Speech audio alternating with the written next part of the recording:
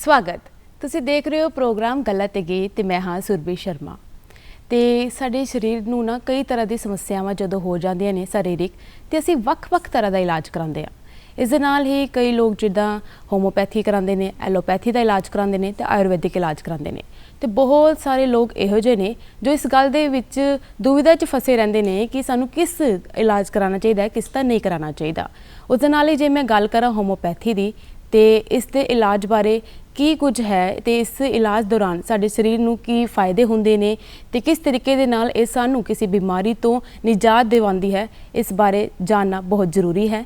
ਤੇ ਅੱਜ ਕੱਲ੍ਹ ਹੋਮੋਪੈਥੀ ਦਾ ਬਹੁਤ ਜ਼ਿਆਦਾ ਲੋਕ ਇਲਾਜ ਕਰਵਾ ਵੀ ਰਹੇ ਨੇ ਤੇ ਇਹ ਗੱਲ ਲਈ ਸਾਨੂੰ ਅੱਜ ਦੱਸਣਗੇ ਇਸ ਦੇ ਫਾਇਦੇ ਕੀ ਹਨ ਤੇ ਕਿਸ ਤਰੀਕੇ ਦੇ ਨਾਲ ਸਾਡਾ ਸਰੀਰ ਇਸ ਦੇ ਨਾਲ ਸਹੀ ਹੋ ਸਕਦਾ ਹੈ। ਸਾਡੇ ਸਟੂਡੀਓ ਅੱਜ ਪਹੁੰਚੇ ਨੇ ਸਾਡੇ ਮਾਹਿਰ ਮਹਿਮਾਨ ਡਾਕਟਰ ਸਰੂਚੀ ਜੀ, ਜੋ ਕਿ ਇੱਕ ਮੈਡੀਕਲ ਅਫਸਰ ਨੇ। ਇਸ ਦੇ ਨਾਲ ਹੀ ਉਹ ਲੁਧਿਆਣਾ ਦੇ ਵਿੱਚ ਹੋਮੋਪੈਥਿਸਟ ਵੀ ਨੇ। ਤਾਂ ਬਹੁਤ ਬਹੁਤ ਸਵਾਗਤ ਹੈ ਮੈਮ ਤੁਹਾਡਾ ਸਾਡੇ ਸਟੂਡੀਓ ਦੇ ਵਿੱਚ। ਧੰਨਵਾਦ, ਬਹੁਤ ਬਹੁਤ ਸਾਰੇ ਸਰੋਤਿਆਂ ਦਾ ਵੀ ਬਹੁਤ ਬਹੁਤ ਧੰਨਵਾਦ ਜੀ ਮੈਮ। ਜੇ ਜਿੱਦਾਂ ਮੈਂ ਗੱਲ ਕਰ ਰਹੀ ਸੀ ਕਿ ਲੋਕ ਵੱਖ-ਵੱਖ ਤਰੀਕੇ ਦਾ ਆਪਾਂ ਇਲਾਜ ਕਰਵਾਉਂਦੇ ਹਾਂ, ਤੇ ਐਲੋਪੈਥੀ ਦਾ, ਹੋਮੋਪੈਥੀ ਦਾ, ਆਯੁਰਵੈਦਿਕ ਦਾ, ਤੇ ਆਖਿਰ ਹੋਮੋਪੈਥੀ ਹੈ ਕੀ ਹੈ ਇਹਦੇ ਵਿੱਚ? ਜੇ ਮੈਂ ਆਮ ਬੰਦੇ ਦੀ ਭਾਸ਼ਾ 'ਚ ਕਹਾਂ ਤਾਂ ਮਿੱਠੀਆਂ ਦਵਾਈਆਂ ਵਾਲੀ ਇਲਾਜ ਪ੍ਰਣਾਲੀ। ਹਾਂਜੀ ਤੇ ਜੇ ਮੈਂ ਸਾਇੰਸ ਦੀ ਭਾਸ਼ਾ 'ਚ ਗੱਲ ਕਰਾਂ, ਇੱਕ ਅਜਿਹੀ ਇਲਾਜ ਪ੍ਰਣਾਲੀ ਜਿੰਦੇ ਵਿੱਚ ਜਿਹੜੀ ਅਸੀਂ ਦਵਾਈ ਦਿੰਨੇ ਆ ਉਹ ਸਿਧਾਂਤ ਤੇ ਟਿਕੀ ਹੁੰਦੀ ਹੈ, ਲਾਅ ਆਫ ਸਿਮਿਲਰ, ਸਮਾਨਤਰਤਾ ਦਾ ਸਿਧਾਂਤ ਜੀ। ਮੈਂ ਇੱਕ ਹਿਸਟਰੀ ਵਾਲੀ ਪਿੱਛੇ ਜਾਣਾ ਚਾਹੂੰਗੀ ਹੋਮਿਓਪੈਥੀ ਦੀ ਜੀ। ਸਾਡੇ ਜਿਹੜੇ ਡਾਕਟਰ ਹੈਨਮਨ ਸਾਹਿਬ ਸੀਗੇ ਉਹ ਬਹੁਤ ਹੀ ਹੁਸ਼ਿਆਰ ਬੰਦੇ ਸੀਗੇ। ਉਹਨਾਂ ਨੇ ਪਰ ਘਰ 'ਚ ਗਰੀਬੀ ਬਹੁਤ ਸੀਗੀ। ਉਹਨਾਂ ਦੇ ਜਿਹੜੇ ਫਾਦਰ ਸਾਹਿਬ ਸੀਗੇ ਉਹ ਜਿਹੜੇ ਚੀਨੀ ਦੇ ਬਰਤਨ ਹੁੰਦੇ ਆ ਉਹਨੂੰ ਪੇਂਟ ਕਰਦੇ ਹੁੰਦੇ ਸੀ। ਪਰ ਆਪ ਬਹੁਤ ਹੁਸ਼ਿਆਰ ਸੀਗੇ। ਸਕੂਲ ਦੇ ਟਾਈਮ ਵੀ ਉਹਨਾਂ ਨੇ ਕਹਿ ਲਓ ਕਿ ਟੀਚਰਸ ਨੇ ਬਹੁਤ ਹੈਲਪ ਉਹਨਾਂ ਦੀ ਕਰ ਦਿੱਤੀ ਤੇ ਕਿਵੇਂ ਨਾ ਕਿਵੇਂ ਸਕੂਲ ਦਾ ਟਾਈਮ ਨਿਕਲ ਗਿਆ।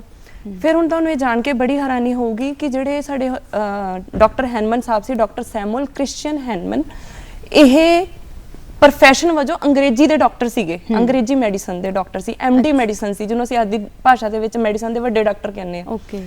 ਪਰ ਇਹਨਾਂ ਨੂੰ ਉਸ ਟਾਈਮ ਤੇ ਇਲਾਜ ਦੇ ਤਰੀਕੇ ਵਧੀਆ ਨਹੀਂ ਲੱਗਦੇ ਹੁੰਦੇ ਸੀਗੇ। ਉਹਨਾਂ ਨੂੰ ਐ ਲੱਗਦਾ ਸੀਗਾ ਕਿ ਮੇਰੇ ਕੋਲ ਮਰੀਜ਼ ਆਂਦਾ ਹੈ ਤੇ ਮਰੀਜ਼ ਇੱਕ ਤਾਂ ਅੱਗੇ ਦੁਖੀ ਹੈ ਤੇ ਮੰਨ ਲਓ ਅਗਰ ਉਹਦਾ ਜ਼ਖਮ ਹੈ ਤੇ ਮੈਨੂੰ ਉਹ ਕੱਟਣਾ ਪੈਂਦਾ, ਅਗਰ ਉਹਨੂੰ ਬੁਖਾਰ ਹੈ ਤੇ ਮੈਨੂੰ ਬਹੁਤ ਹੀ ਕੌੜੀ ਦਵਾਈ ਲੈਣੀ ਪੈਂਦੀ ਹੈ। ਜਿਹੜਾ ਮੇਰੇ ਕੋਲ ਦੁਖੀ ਆਇਆ ਹੋਰ ਦੁਖੀ ਹੁੰਦਾ। ਉਹ ਕਹਿੰਦੇ ਕਿ ਮੈਂ ਅਜਿਹੀ ਪੈਥੀ ਨੂੰ ਬਣਾਉਣਾ ਚਾਹੁੰਦਾ ਹੈ ਕਿ ਜਿੰਦੇ ਨਾਲ ਕੀ ਹੈ, ਜਿਹੜਾ ਮੇਰੇ ਕੋਲ ਦੁਖੀ ਆਇਆ ਉਹ ਸੁਖੀ ਹੋ ਕੇ ਜਾਏ। ਫਿਰ ਉਹਨਾਂ ਨੇ ਕੀ ਕੀਤਾ, ਉਹ ਜਦੋਂ 12 ਭਾਸ਼ਾਵਾਂ ਦਾ ਉਹਨਾਂ ਨੂੰ ਗਿਆਨ ਸੀ। ਦੇਖੋ ਅੱਜ ਦੀ ਡੇਟ ਦੇ ਵਿੱਚ ਕਿਸੇ ਨੂੰ ਜ਼ਿਆਦਾ ਤੋਂ ਜ਼ਿਆਦਾ 4 ਦਾ ਹੋ ਸਕਦਾ, ਉਹ 12 ਭਾਸ਼ਾਵਾਂ ਦਾ ਉਹਨਾਂ ਨੂੰ ਗਿਆਨ ਸੀਗਾ। ਸੋ ਉਹਨਾਂ ਨੂੰ ਇੱਕ ਹੋਰ ਬੜਾ ਵਧੀਆ ਸ਼ੌਂਕ ਸੀਗਾ ਕਿ ਅਲੱਗ-ਅਲੱਗ ਭਾਸ਼ਾ ਦੀਆਂ ਕਿਤਾਬਾਂ ਨੂੰ ਇੰਗਲਿਸ਼ 'ਚ ਟਰਾਂਸਲੇਟ ਕਰਨਾ। ਇੱਕ ਵਾਰੀ ਨਾ ਉਹ ਟਰਾਂਸਲੇਟ ਕਰ ਰਹੇ ਸੀਗੇ ਇੱਕ ਬੁੱਕ, ਉਹਨਾਂ ਨੇ ਪੜ੍ਹਿਆ ਕਿ ਜਿਹੜੀ ਕੁਨੀਨ ਹੁੰਦੀ ਹੈ, ਜਿਹਨੂੰ ਅੱਜ ਕੱਲ੍ਹ ਅਸੀਂ ਸਿਨਕੋਨਾ ਆਪਣੀ ਭਾਸ਼ਾ 'ਚ ਕਹਿੰਦੇ ਜਾਂ ਕੜੀਨ ਕਹਿ ਦਿੰਦੇ ਕਈਆਂ ਨੇ, ਜਾਂ ਕੁਨੀਨ ਕਹਿ ਦਿੰਦੇ ਆ। ਸੋ ਕਹਿੰਦੇ ਕਿ ਜਿਹੜੀ ਕੁਨੀਨ ਹੈ ਇਹ ਕੌੜੀ ਹੈ, ਇਸ ਕਰਕੇ ਮਲੇਰੀਏ ਨੂੰ ਠੀਕ ਕਰਦੀ ਹੈ। ਉਹਨਾਂ ਨੂੰ ਲੱਗਿਆ ਕਿ ਏਦਾਂ ਕਿਵੇਂ ਹੋ ਜਾਊਗਾ, ਜਿਹੜੀ ਚੀਜ਼ ਕੌੜੀ ਹੈ ਉਹ ਕਿਵੇਂ ਇਲਾਜ ਕਰ ਸਕਦੀ ਹੈ। ਉਹਨਾਂ ਨੇ ਦਿਮਾਗ 'ਚ ਕੀੜਾ ਖਟਕੀ ਗਿਆ, ਉਹਨਾਂ ਨੇ ਥੋੜੀ ਕਰਕੇ ਆਪ ਲੈਣੀ ਸ਼ੁਰੂ ਕਰਤੀ। ਹੋਇਆ ਕਿ ਥੋੜੇ ਦਿਨਾਂ ਬਾਅਦ ਉਹਨਾਂ ਦੇ ਅੰਦਰ ਉਹ ਮਲੇਰੀਆ ਬੁਖਾਰ ਵਾਲੇ ਲੱਛਣ ਸ਼ੁਰੂ ਹੋ ਗਏ, ਜਿਵੇਂ ਠੰਡ ਲੱਗਣੀ, ਬੁਖਾਰ ਹੋਣਾ, ਸਿਰ ਦੁਖਣਾ। ਇੱਥੋਂ ਉਹਨਾਂ ਨੇ ਇਹ ਸਿੱਟਾ ਕੱਢਿਆ ਕਿ ਕੁਨੀਨ ਕੌੜੀ ਹੈ, ਇਸ ਕਰਕੇ ਇਹ ਇਲਾਜ ਨਹੀਂ ਕਰਦੀ, ਬਲਕਿ ਇਸ ਦੇ ਅੰਦਰ ਮਲੇਰੀਆ ਬੁਖਾਰ ਦੇ ਲੱਛਣ ਪੈਦਾ ਕਰਨ ਦੀ ਤਾਕਤ ਹੁੰਦੀ ਹੈ, ਇਸ ਕਰਕੇ ਹੀ ਇਹ ਠੀਕ ਕਰਦੀ ਹੈ। ਇੱਥੋਂ ਫਿਰ ਉਹਨਾਂ ਨੇ ਸਾਡਾ ਲਾਅ ਚੱਕਿਆ, ਲਾਅ ਆਫ ਸਿਮਿਲਰ, ਮਤਲਬ ਜਿਹੜੀ ਦਵਾਈ ਬਿਮਾਰੀ ਨੂੰ ਤਾਂ ਠੀਕ ਕਰੇਗੀ ਉਸ ਦਵਾਈ ਦੇ ਅੰਦਰ ਬਿਮਾਰੀ ਨੂੰ ਪੈਦਾ ਕਰਨ ਦੇ ਲੱਛਣ ਹੁੰਦੇ ਨੇ। ਹਾਂਜੀ, ਤੇ ਅੰਤਰ ਕੀ ਕਿਸ ਤਰ੍ਹਾਂ ਆਪਾਂ ਜਾਣ ਸਕਦੇ ਹਾਂ ਕਿ ਐਲੋਪੈਥੀ ਹੋ ਗਿਆ, ਹੋਮੋਪੈਥੀ ਹੋ ਗਿਆ ਨਾ, ਤੇ ਆਯੁਰਵੈਦਿਕ, ਇਹਨਾਂ ਦੇ ਵਿੱਚ ਹੋਮੋਪੈਥੀ ਕਿਸ ਤਰੀਕੇ ਨਾਲ ਖਾਸ ਹੈ ਦੋਨਾਂ ਤੋਂ? ਬਹੁਤ ਸੋਹਣਾ ਕੁਐਸਚਨ ਤੁਸੀਂ ਪੁੱਛਿਆ। ਦੇਖੋ ਐਲੋਪੈਥੀ ਦੇ ਵਿੱਚ ਮੰਨ ਲਓ ਕਿਸੇ ਨੂੰ ਲੂਜ਼ ਮੋਸ਼ਨ ਹੈ, ਦਸਤ ਲੱਗੇ ਹੋਏ ਆ, ਉਹ ਡਾਕਟਰ ਕੋਲ ਜਾਏਗਾ, ਡਾਕਟਰ ਉਹਨੂੰ ਕਿਹੜੀ ਦਵਾਈ ਦੇਗਾ? ਕਬਜ਼ ਦੀ। ਹੋਮਿਓਪੈਥੀ ਦੇ ਵਿੱਚ ਕੀ ਹੁੰਦਾ, ਸਾਡੀ ਜਿਹੜੀ ਦਵਾਈ ਹੁੰਦੀ ਹੈ, ਜੇ ਕਬਜ਼ ਹੈ ਤਾਂ ਉਹਨੂੰ ਅਸੀਂ ਕਬਜ਼ ਦੀ ਹੀ ਦਵਾਈ ਦਿੰਨੇ ਆ। ਸਾਡੀ ਜਿਹੜੀ ਦਵਾਈ ਅੰਦਰ ਜਾਂਦੀ ਆ, ਇੱਕ ਆਰਟੀਫਿਸ਼ੀਅਲ, ਇੱਕ ਮੈਡੀਸਨਲ ਪਾਵਰ ਬਣਦੀ ਆ। ਉਹਦੇ ਨਾਲ ਕੀ ਹੁੰਦਾ, ਜਿਹੜੀ ਅੰਦਰ ਆਲਰੇਡੀ ਬਿਮਾਰੀ ਪਈ ਹੈ ਉਹਨੂੰ ਸਾਡੀ ਜਿਹੜੀ ਮੈਡੀਸਨਲ ਪਾਵਰ ਵਾਲੀ ਜਿਹੜੀ ਇੱਕ ਫੋਰਸ ਬਣਦੀ ਹੈ, ਉਹਨੂੰ ਦਬਾਉਂਦੀ, ਉਹਨੂੰ ਖਤਮ ਕਰ ਦਿੰਦੀ ਹੈ। ਸੋ ਇਸ ਤਰ੍ਹਾਂ ਕੀ ਕਬਜ਼ ਵਾਲੇ ਨੂੰ ਅਸੀਂ ਕਬਜ਼ ਦਾ ਹੀ ਦਿੰਨੇ ਆ, ਅਸੀਂ ਓਪੋਜ਼ਿਟ ਨਹੀਂ ਚੱਲਦੇ, ਅਸੀਂ ਸਿਮਿਲਰ ਹੋ ਕੇ ਚੱਲਦੇ ਆ। ਇੱਕ ਹੋਰ ਗੱਲ ਕੀ ਆਪਾਂ ਜੋ ਹਮੇਸ਼ਾ ਦੇਖੀ ਹੈ ਕਿ ਜਦੋਂ ਵੀ ਕੋਈ ਇਲਾਜ ਲਈ ਪੇਸ਼ੈਂਟ ਜਾਂਦਾ ਹੈ ਉਸ ਤੋਂ ਬਹੁਤ ਜ਼ਿਆਦਾ ਨਾ ਜਾਣਕਾਰੀ ਲਈ ਜਾਂਦੀ ਹੈ, ਬਹੁਤ ਸਾਰੀ ਗੱਲਾਂ ਪੁੱਛੀਆਂ ਜਾਂਦੀਆਂ ਨੇ। ਇਸ ਤਰ੍ਹਾਂ ਕਿਉਂ ਹੈ ਕਿ ਇੰਨੀ ਜਾਣਕਾਰੀ ਕਿਉਂ ਲਈ ਜਾਂਦੀ ਹੈ? ਚਲੋ ਇਹ ਵੀ ਮੈਂ ਇੱਕ ਉਦਾਹਰਨ ਤੋਂ ਸ਼ੁਰੂ ਕਰਦੀ ਹਾਂ। ਹਾਂਜੀ। ਮੰਨ ਲਓ ਸਾਡੀ ਕੋਈ ਚੀਜ਼ ਗੁੰਮ ਹੋ ਜਾਂਦੀ ਹੈ, ਠੀਕ ਹੈ, ਅੱਜ ਗੁੰਮ ਹੋਈ ਆ, ਅਸੀਂ ਕੀ ਕਰਦੇ ਹੈਗੇ ਆ ਕਿ ਅਸੀਂ ਨੇੜੇ ਤੇੜੇ ਲੱਭਾਂਗੇ, ਘਰਦਿਆਂ ਨੂੰ ਪੁੱਛਾਂਗੇ, ਹਾਂ ਮੈਂ ਇੱਥੇ ਰੱਖੀ ਸੀ, ਇੱਥੇ ਸੀ, ਤੁਸੀਂ ਝਾੜੂ ਲਾਇਆ ਇੱਥੇ ਸੀ, ਤੇ ਹੌਲੀ ਹੌਲੀ ਮਿਲ ਜਾਂਦੀ ਹੈ। ਤੇ ਮੰਨ ਲਓ ਜੇ ਉਹ ਚੀਜ਼ ਗੁੰਮ ਹੋਈ ਨੂੰ ਬਹੁਤ ਦਿਨ ਹੋ ਗਏ ਤੇ ਅਸੀਂ ਵਿਆਹ ਤੇ ਚੱਲੇ, ਸਾਨੂੰ ਯਾਦ ਆਵੇ ਮੇਰੇ ਤਾਂ ਈਅਰਿੰਗ ਗੁੰਮ ਹੋ ਗਈ, ਫਿਰ ਅਸੀਂ ਪੁੱਛਦੇ ਹਾਂ, ਕਦੇ ਆਪਦੀ ਫੋਟੋ 'ਚ ਹੀ ਦੇਖਦੇ ਮੈਂ, ਹਾਂ ਉਸ ਦਿਨ ਪਾਈ ਸੀ, ਅੱਛਾ ਤੁਸੀਂ ਉਸ ਦਿਨ ਕਿੱਥੇ ਦੇਖੀ ਸੀ, ਮੈਂ ਉੱਥੇ ਰੱਖੀ ਸੀ। ਮੇਰੇ ਕਹਿਣ ਦਾ ਭਾਵ ਹੈ ਕਿ ਜਿੰਨੀ ਐਕਿਊਟ, ਜਿੰਨੀ ਹੁਣੇ ਹੁਣੇ ਹੋਈ ਹੈ ਬਿਮਾਰੀ, ਉਸ ਹਿਸਾਬ ਨਾਲ ਥੋੜੇ ਕੁਐਸਚਨ, ਤੇ ਜੇ ਲੰਬੀ ਬਿਮਾਰੀ ਹੈ ਤਾਂ ਸਾਨੂੰ ਜੜ ਤੋਂ ਪਹੁੰਚਣਾ ਪੈਂਦਾ, ਸਾਨੂੰ ਇਵਨ ਚਾਈਲਡਹੁੱਡ ਹਿਸਟਰੀ ਤੇ ਜਾਣਾ ਪੈਂਦਾ, ਉਹਦੇ ਬਚਪਨ 'ਚ ਉਹਨੂੰ ਕੀ ਹੋਇਆ ਸੀ। ਜਿਵੇਂ ਦੇਖੋ ਅੱਜ ਕੱਲ ਜਿਹੜੇ ਬਿਮਾਰੀਆਂ ਆ ਜੋ ਅਸੀਂ ਪੜ੍ਹਦੇ ਹੁੰਦੇ ਸੀਗੇ ਉਹਦੇ ਤੋਂ ਹੁਣ ਕਹਿ ਲਓ ਕਿ ਬਹੁਤ ਹੀ ਅਲੱਗ ਆ ਰਹੀਆਂ। ਹੁਣ ਜਿਵੇਂ ਅਲਰਜੀਜ਼ ਹੈ, ਕਿੰਨੀਆਂ ਤਰ੍ਹਾਂ ਦੀਆਂ ਅਲਰਜੀਜ਼ ਆ ਰਹੀਆਂ, ਸੋ ਕੀ ਤੁਸੀਂ ਪੁੱਛੋਗੇ। ਸੋ ਸਾਨੂੰ ਕੀ ਹੈ, ਅਸੀਂ ਬਿਲਕੁਲ ਜੜ 'ਚ ਪਹੁੰਚਣਾ ਹੈ। ਹਰੇਕ ਬੰਦੇ ਦੇ ਅੰਦਰ ਇੱਕ ਸੈਂਸਿਟੀਵਿਟੀ ਹੁੰਦੀ ਹੈ, ਹਰੇਕ ਬੰਦੇ ਨੂੰ ਇੱਕ ਕਹਿ ਲਓ ਕਿ ਇੱਕ ਕੁੰਡੀ ਹੁੰਦੀ ਹੈ ਉਹਦੀ ਜਿਹੜੀ ਅਫੈਕਟਡ ਹੁੰਦੀ ਹੈ, ਤੇ ਬੰਦਾ ਕਿਤੇ ਨਾ ਕਿਤੇ ਬਿਮਾਰ ਹੁੰਦਾ, ਜਿਹਨੂੰ ਸੱਟ ਵੱਜਦੀ ਹੈ। ਸੋ ਅਸੀਂ ਉੱਥੇ ਹੀ ਪਹੁੰਚਣਾ ਹੁੰਦਾ। ਹੁਣ ਜਦੋਂ ਇੱਕ ਛੋਟਾ ਬੱਚਾ ਪੈਦਾ ਹੁੰਦਾ, ਠੀਕ ਹੈ, ਤੁਸੀਂ ਬਹੁਤ ਹੈਰਾਨ ਹੋਗੇ ਸੁਣ ਕੇ, ਇੱਕ ਬੱਚਾ 300 ਵਾਰੀ ਇਸ ਤੋਂ ਵੀ ਜ਼ਿਆਦਾ ਹੱਸਦਾ ਇੱਕ ਦਿਨ 'ਚ। ਅੱਛਾ। ਤੇ ਅਸੀਂ ਲੋਕ 20 ਟਾਈਮਸ ਤੋਂ ਵੀ ਘੱਟ, ਯਾਨੀ 20 ਤੋਂ ਵੀ ਘੱਟ ਹੱਸਦੇ ਆ। ਤਾਂ ਸੋ ਪਰਮਾਤਮਾ ਨੇ ਤਾਂ ਹਰ ਬੱਚੇ ਨੂੰ ਕਿੰਨਾ ਸੋਹਣਾ ਬਣਾ ਕੇ ਭੇਜਿਆ, ਤੂੰ ਖੇਡ, ਤੂੰ ਜ਼ਿੰਦਗੀ ਇੰਜੋਏ ਕਰ, ਤੂੰ ਖਾ, ਤੇਰੇ ਲਈ ਬੱਚਾ ਕੀ ਹੈ, ਹਰ ਚੀਜ਼ ਤੋਂ ਬਚਿਆ, ਈਰਸ਼ਾ ਦਵੇਸ਼ ਸਭ ਚੀਜ਼ ਤੋਂ ਬਚਿਆ। ਸੋ ਇਹਦੇ ਵਿੱਚ ਹੁੰਦਾ ਕੀ ਹੈ, ਬੱਚਾ ਵੱਡਾ ਹੁੰਦਾ, ਉਹ ਇਨਵਾਇਰਨਮੈਂਟ ਤੋਂ ਸਿੱਖਦਾ, ਉਹਨੂੰ ਟੈਨਸ਼ਨ ਦਾ ਕੁਝ ਨਹੀਂ ਪਤਾ ਹੁੰਦਾ, ਇਨਵਾਇਰਨਮੈਂਟ ਤੋਂ ਆਪਣੀ ਫੈਮਿਲੀ ਤੋਂ ਸਿੱਖਦਾ ਕਿ ਹਾਂ ਇਹ ਟੈਨਸ਼ਨ ਕੀ ਚੀਜ਼ ਹੈ, ਠੀਕ ਹੈ, ਮੈਨੂੰ ਕੀ ਇਹ ਚੀਜ਼ ਚਾਹੀਦੀ ਹੈ, ਮੈਨੂੰ ਇਹ ਚੀਜ਼ ਫੀਲ ਹੋ ਰਹੀ ਹੈ, ਜੇ ਮੈਨੂੰ ਇਹ ਚੀਜ਼ ਨਹੀਂ ਮਿਲੀ ਤਾਂ ਆਬਵੀਅਸਲੀ ਕਿ ਉਹ ਕਿਤੇ ਨਾ ਕਿਤੇ ਮੈਨੂੰ ਬਿਮਾਰ ਕਰਦੀ ਹੈ। ਸੋ ਇਸ ਕਰਕੇ ਹੀ ਸਾਡੀ ਹਿਸਟਰੀ ਹੈ ਉਹ ਸ਼ੁਰੂ ਤੋਂ ਸਟਾਰਟ ਹੁੰਦੀ ਹੈ, ਫਿਰ ਅਸੀਂ ਵਿੱਚ ਵਿਚਾਲੇ ਆ ਜਾਂਦੇ ਹਾਂ ਜਦੋਂ ਜਵਾਨੀ ਆਉਂਦੀ ਹੈ। ਫਿਰ ਦੇਖੋ ਜਦੋਂ ਕਦੇ ਵੀ ਐਗਜ਼ਾਮ ਹੁੰਦੇ ਅੱਜ ਕੱਲ ਨਾ, ਸਾਡੇ ਕੋਲ ਬੱਚੇ ਬਹੁਤ ਆ ਰਹੇ ਆ, ਕੀ ਹੁੰਦਾ ਕਿ ਮਾਵਾਂ ਕਹਿੰਦੀਆਂ ਹੈਗੀਆਂ ਕਿ ਇਹਨੂੰ ਨਾ ਬੁਖਾਰ ਪੇਪਰਾਂ ਦੇ ਵਿੱਚ ਹੀ ਹੁੰਦਾ, ਸੋ ਐਦਾਂ ਕਿਉਂ ਹੈਗਾ, ਪੇਪਰਾਂ 'ਚ ਹੀ ਕਿਉਂ ਬੁਖਾਰ ਹੁੰਦਾ। तो किते ना किते कारण साडे दिमाग च किते ना किते साडी संवेदनशीलता दे विच छुपिया हुंदा है, बस असीं ओह कारण लभना हुंदा है। ते सही होम्योपैथी की है, सही ताले नूं अगर सही चाबी लग जांदी है तां होम्योपैथी बहुत ही जल्दी असर वधिया करदी है।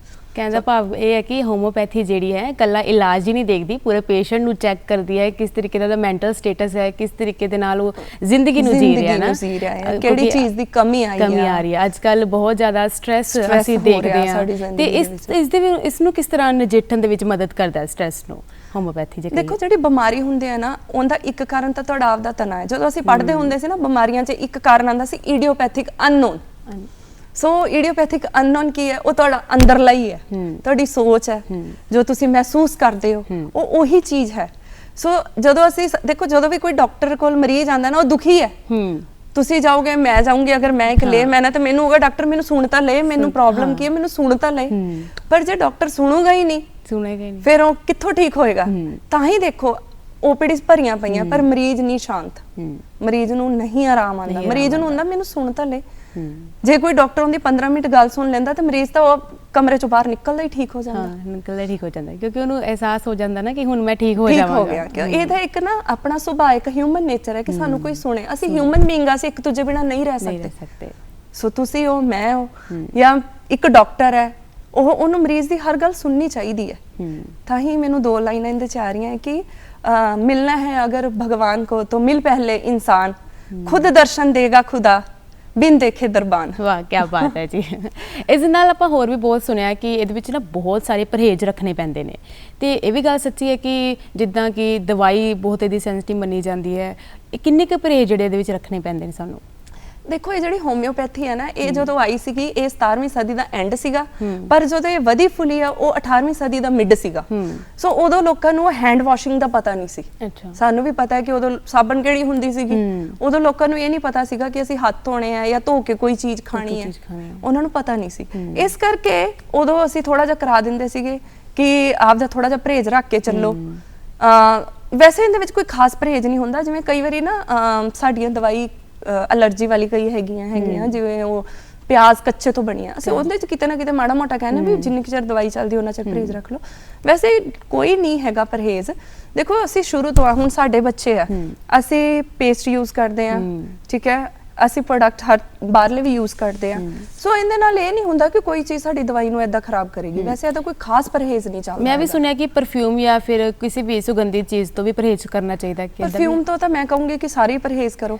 ਦੇਖੋ ਸਾਡੀ ਜਿਹੜੀ ਸਕਿਨ ਹੈ ਉਹ ਸਭ ਤੋਂ ਫਰਸਟ ਡਿਫੈਂਸ ਹੈ ਸਾਡਾ, ਜੋ ਸਾਨੂੰ ਸਾਰੀਆਂ ਬਿਮਾਰੀਆਂ ਤੋਂ ਇਹ ਬਚਾਉਂਦੀ ਹੈ। ਜੇ ਤੁਸੀਂ ਇਸ ਸਕਿਨ ਦੇ ਉੱਤੇ ਪਰਫਿਊਮ ਛਿੜਕੀ ਜਾਂਦੇ ਹੋ, ਕੈਮੀਕਲ ਲਗਾਈ ਜਾਂਦੇ ਹੋ, ਤੁਸੀਂ ਆਪਣਾ ਫਰਸਟ ਡਿਫੈਂਸ ਤਾਂ ਐਂ ਹੀ ਮਾਰ ਲਿਆ।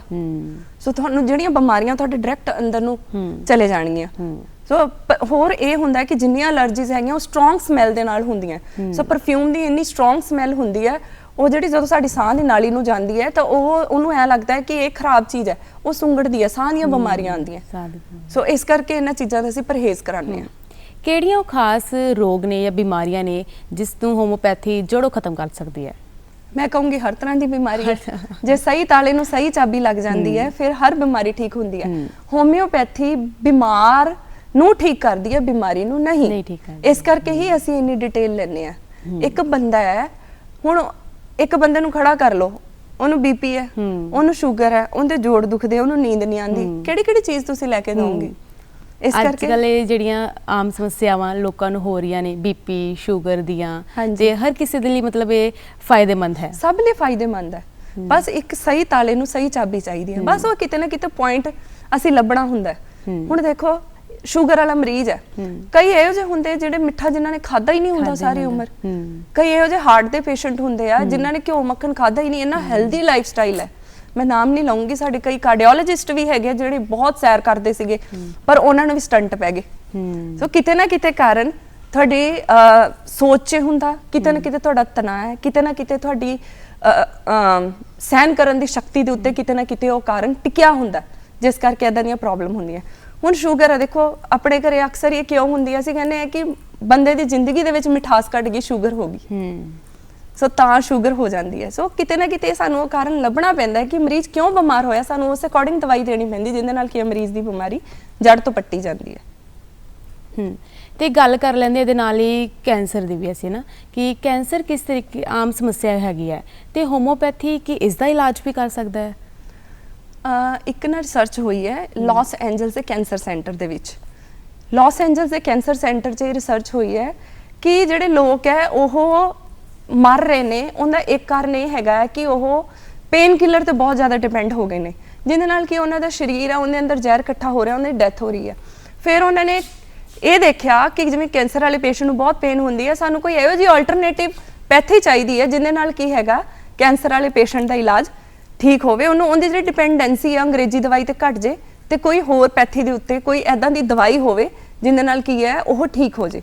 ਸੋ ਉਹਨਾਂ ਨੇ ਇਹ ਆਲਟਰਨੇਟਿਵ ਜਦੋਂ ਕੋਈ ਮੈਡੀਸਨ ਲੱਭਣ ਦੀ ਕੋਸ਼ਿਸ਼ ਕੀਤੀ ਤਾਂ ਉਹਨਾਂ ਨੇ ਹੋਮਿਓਪੈਥੀ ਨੂੰ ਅੱਗੇ ਲਿਆ ਕੇ ਦਿੱਤਾ ਕਿ ਅਗਰ ਕੋਈ ਤੁਹਾਨੂੰ ਪੇਨ ਹੁੰਦੀ ਹੈ, ਤੁਸੀਂ ਫालतू ਦੇ ਅੰਗਰੇਜ਼ੀ ਵਾਲੇ ਪੇਨ ਕਿਲਰਸ ਯੂਜ਼ ਨਾ ਕਰੋ, ਤੁਸੀਂ ਹੋਮਿਓਪੈਥੀ ਵਾਲਾ ਪੇਨ ਕਿਲਰ ਯੂਜ਼ ਕਰੋ, ਹੋਮਿਓਪੈਥੀ ਦਵਾਈ ਖਾਓ ਜਿਹਦੇ ਨਾਲ ਕਿ ਤੁਹਾਨੂੰ ਸਾਈਡ ਇਫੈਕਟ ਨਹੀਂ ਹੋਏਗਾ। ਹੁਣ ਕੈਂਸਰ ਵਾਲੇ ਪੇਸ਼ੈਂਟਸ ਸਾਡੀਆਂ ਕਈ ਰਿਸਰਚਸ ਹੋਈਆਂ, ਉਹਦੇ ਵਿੱਚ ਅੱਛੇ ਰਿਜ਼ਲਟ ਮਿਲ ਰਹੇ ਆ ਕੈਂਸਰ ਪੇਸ਼ੈਂਟਸ ਤੇ।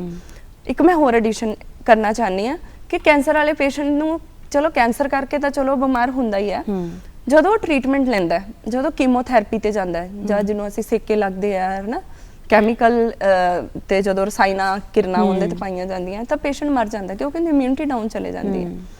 ਅਗਰ ਪੈਰਲਲ ਤੁਸੀਂ ਹੋਮਿਓਪੈਥੀ ਦਿੰਨੇ ਹੋ ਤਾਂ ਜਿਹੜੇ ਵਰਸ ਇਫੈਕਟ, ਜਿਹੜੇ ਮਾੜੇ ਅਸਰ ਹੋ ਰਹੇ ਆ ਕੈਂਸਰ ਵਾਲੀ ਬਿਮਾਰੀ ਦੇ ਨਾਲ, ਉਹਦੇ ਇਲਾਜ ਦੇ ਨਾਲ ਜਿਹੜਾ ਉਹਦਾ ਸਰੀਰ ਮਰੀਜ਼ ਦਾ ਨਹੀਂ ਸਹਿਨ ਕਰ ਰਿਹਾ ਉਹ ਵੀ ਘਟ ਜਾਂਦਾ ਹੈ। ਸੋ ਹੋਮਿਓਪੈਥੀ ਬਹੁਤ ਕਾਰਗਰ ਸਾਬਿਤ ਹੋ ਰਹੀ ਹੈ ਅੱਜਕੱਲ ਕੈਂਸਰ ਵਾਲੇ ਪੇਸ਼ੈਂਟ ਦੇ ਵਿੱਚ। ਉਹਨਾਂ ਨੂੰ ਜੀ ਕੱਚਾ ਹੁੰਦਾ, ਉਹਨਾਂ ਨੂੰ ਚੱਕਰ ਆਉਂਦੇ, ਉਹਨਾਂ ਨੂੰ ਭੁੱਖ ਨਹੀਂ ਲੱਗਦੀ, ਉਹਨਾਂ ਨੂੰ ਦਰਦ ਹੁੰਦੀ ਹੈ, ਹੋਮਿਓਪੈਥੀ ਨਾਲ ਲੋ ਬਹੁਤ ਵਧੀਆ ਇਫੈਕਟ ਹੁੰਦਾ। ਕਹਿਣ ਦਾ ਭਾਵ ਹੈ ਕਿ ਜਿਹੜੀ ਹੋਮਿਓਪੈਥੀ ਦਵਾਈ ਹੈ ਹਰ ਤਰ੍ਹਾਂ ਦੀ ਵੱਡੀ ਤੋਂ ਵੱਡੀ ਬਿਮਾਰੀ ਨੂੰ ਵੀ ਸਹੀ ਕਰ ਸਕਦੀ ਹੈ। ਕਿ ਥਾਇਰਾਇਡ ਦੀ ਬਿਮਾਰੀ ਵੀ ਅਸੀਂ ਕਹਿ ਸਕਦੇ ਹਾਂ ਕਿ ਇਸ ਨਾਲ ਠੀਕ ਹੋ ਸਕਦੀ ਹੈ। ਬਹੁਤ ਸਾਰੇ ਲੋਕਾਂ ਨੂੰ ਇਸ ਦੀ ਸ਼ਿਕਾਇਤ ਰਹਿੰਦੀ ਹੈ ਅੱਜਕੱਲ।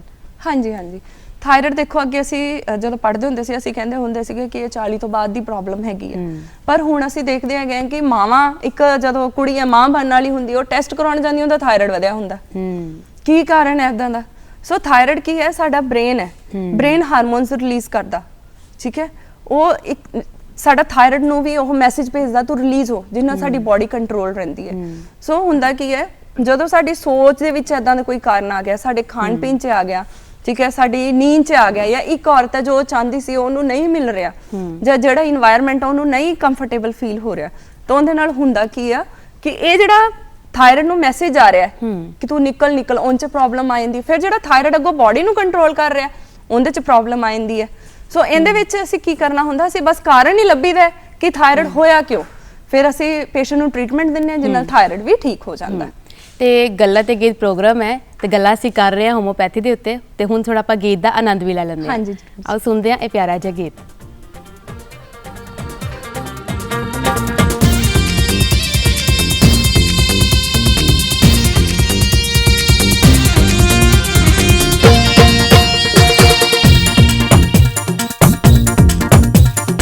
अपने तजर खबड़ावा वो तन साह वाली इस विच पावा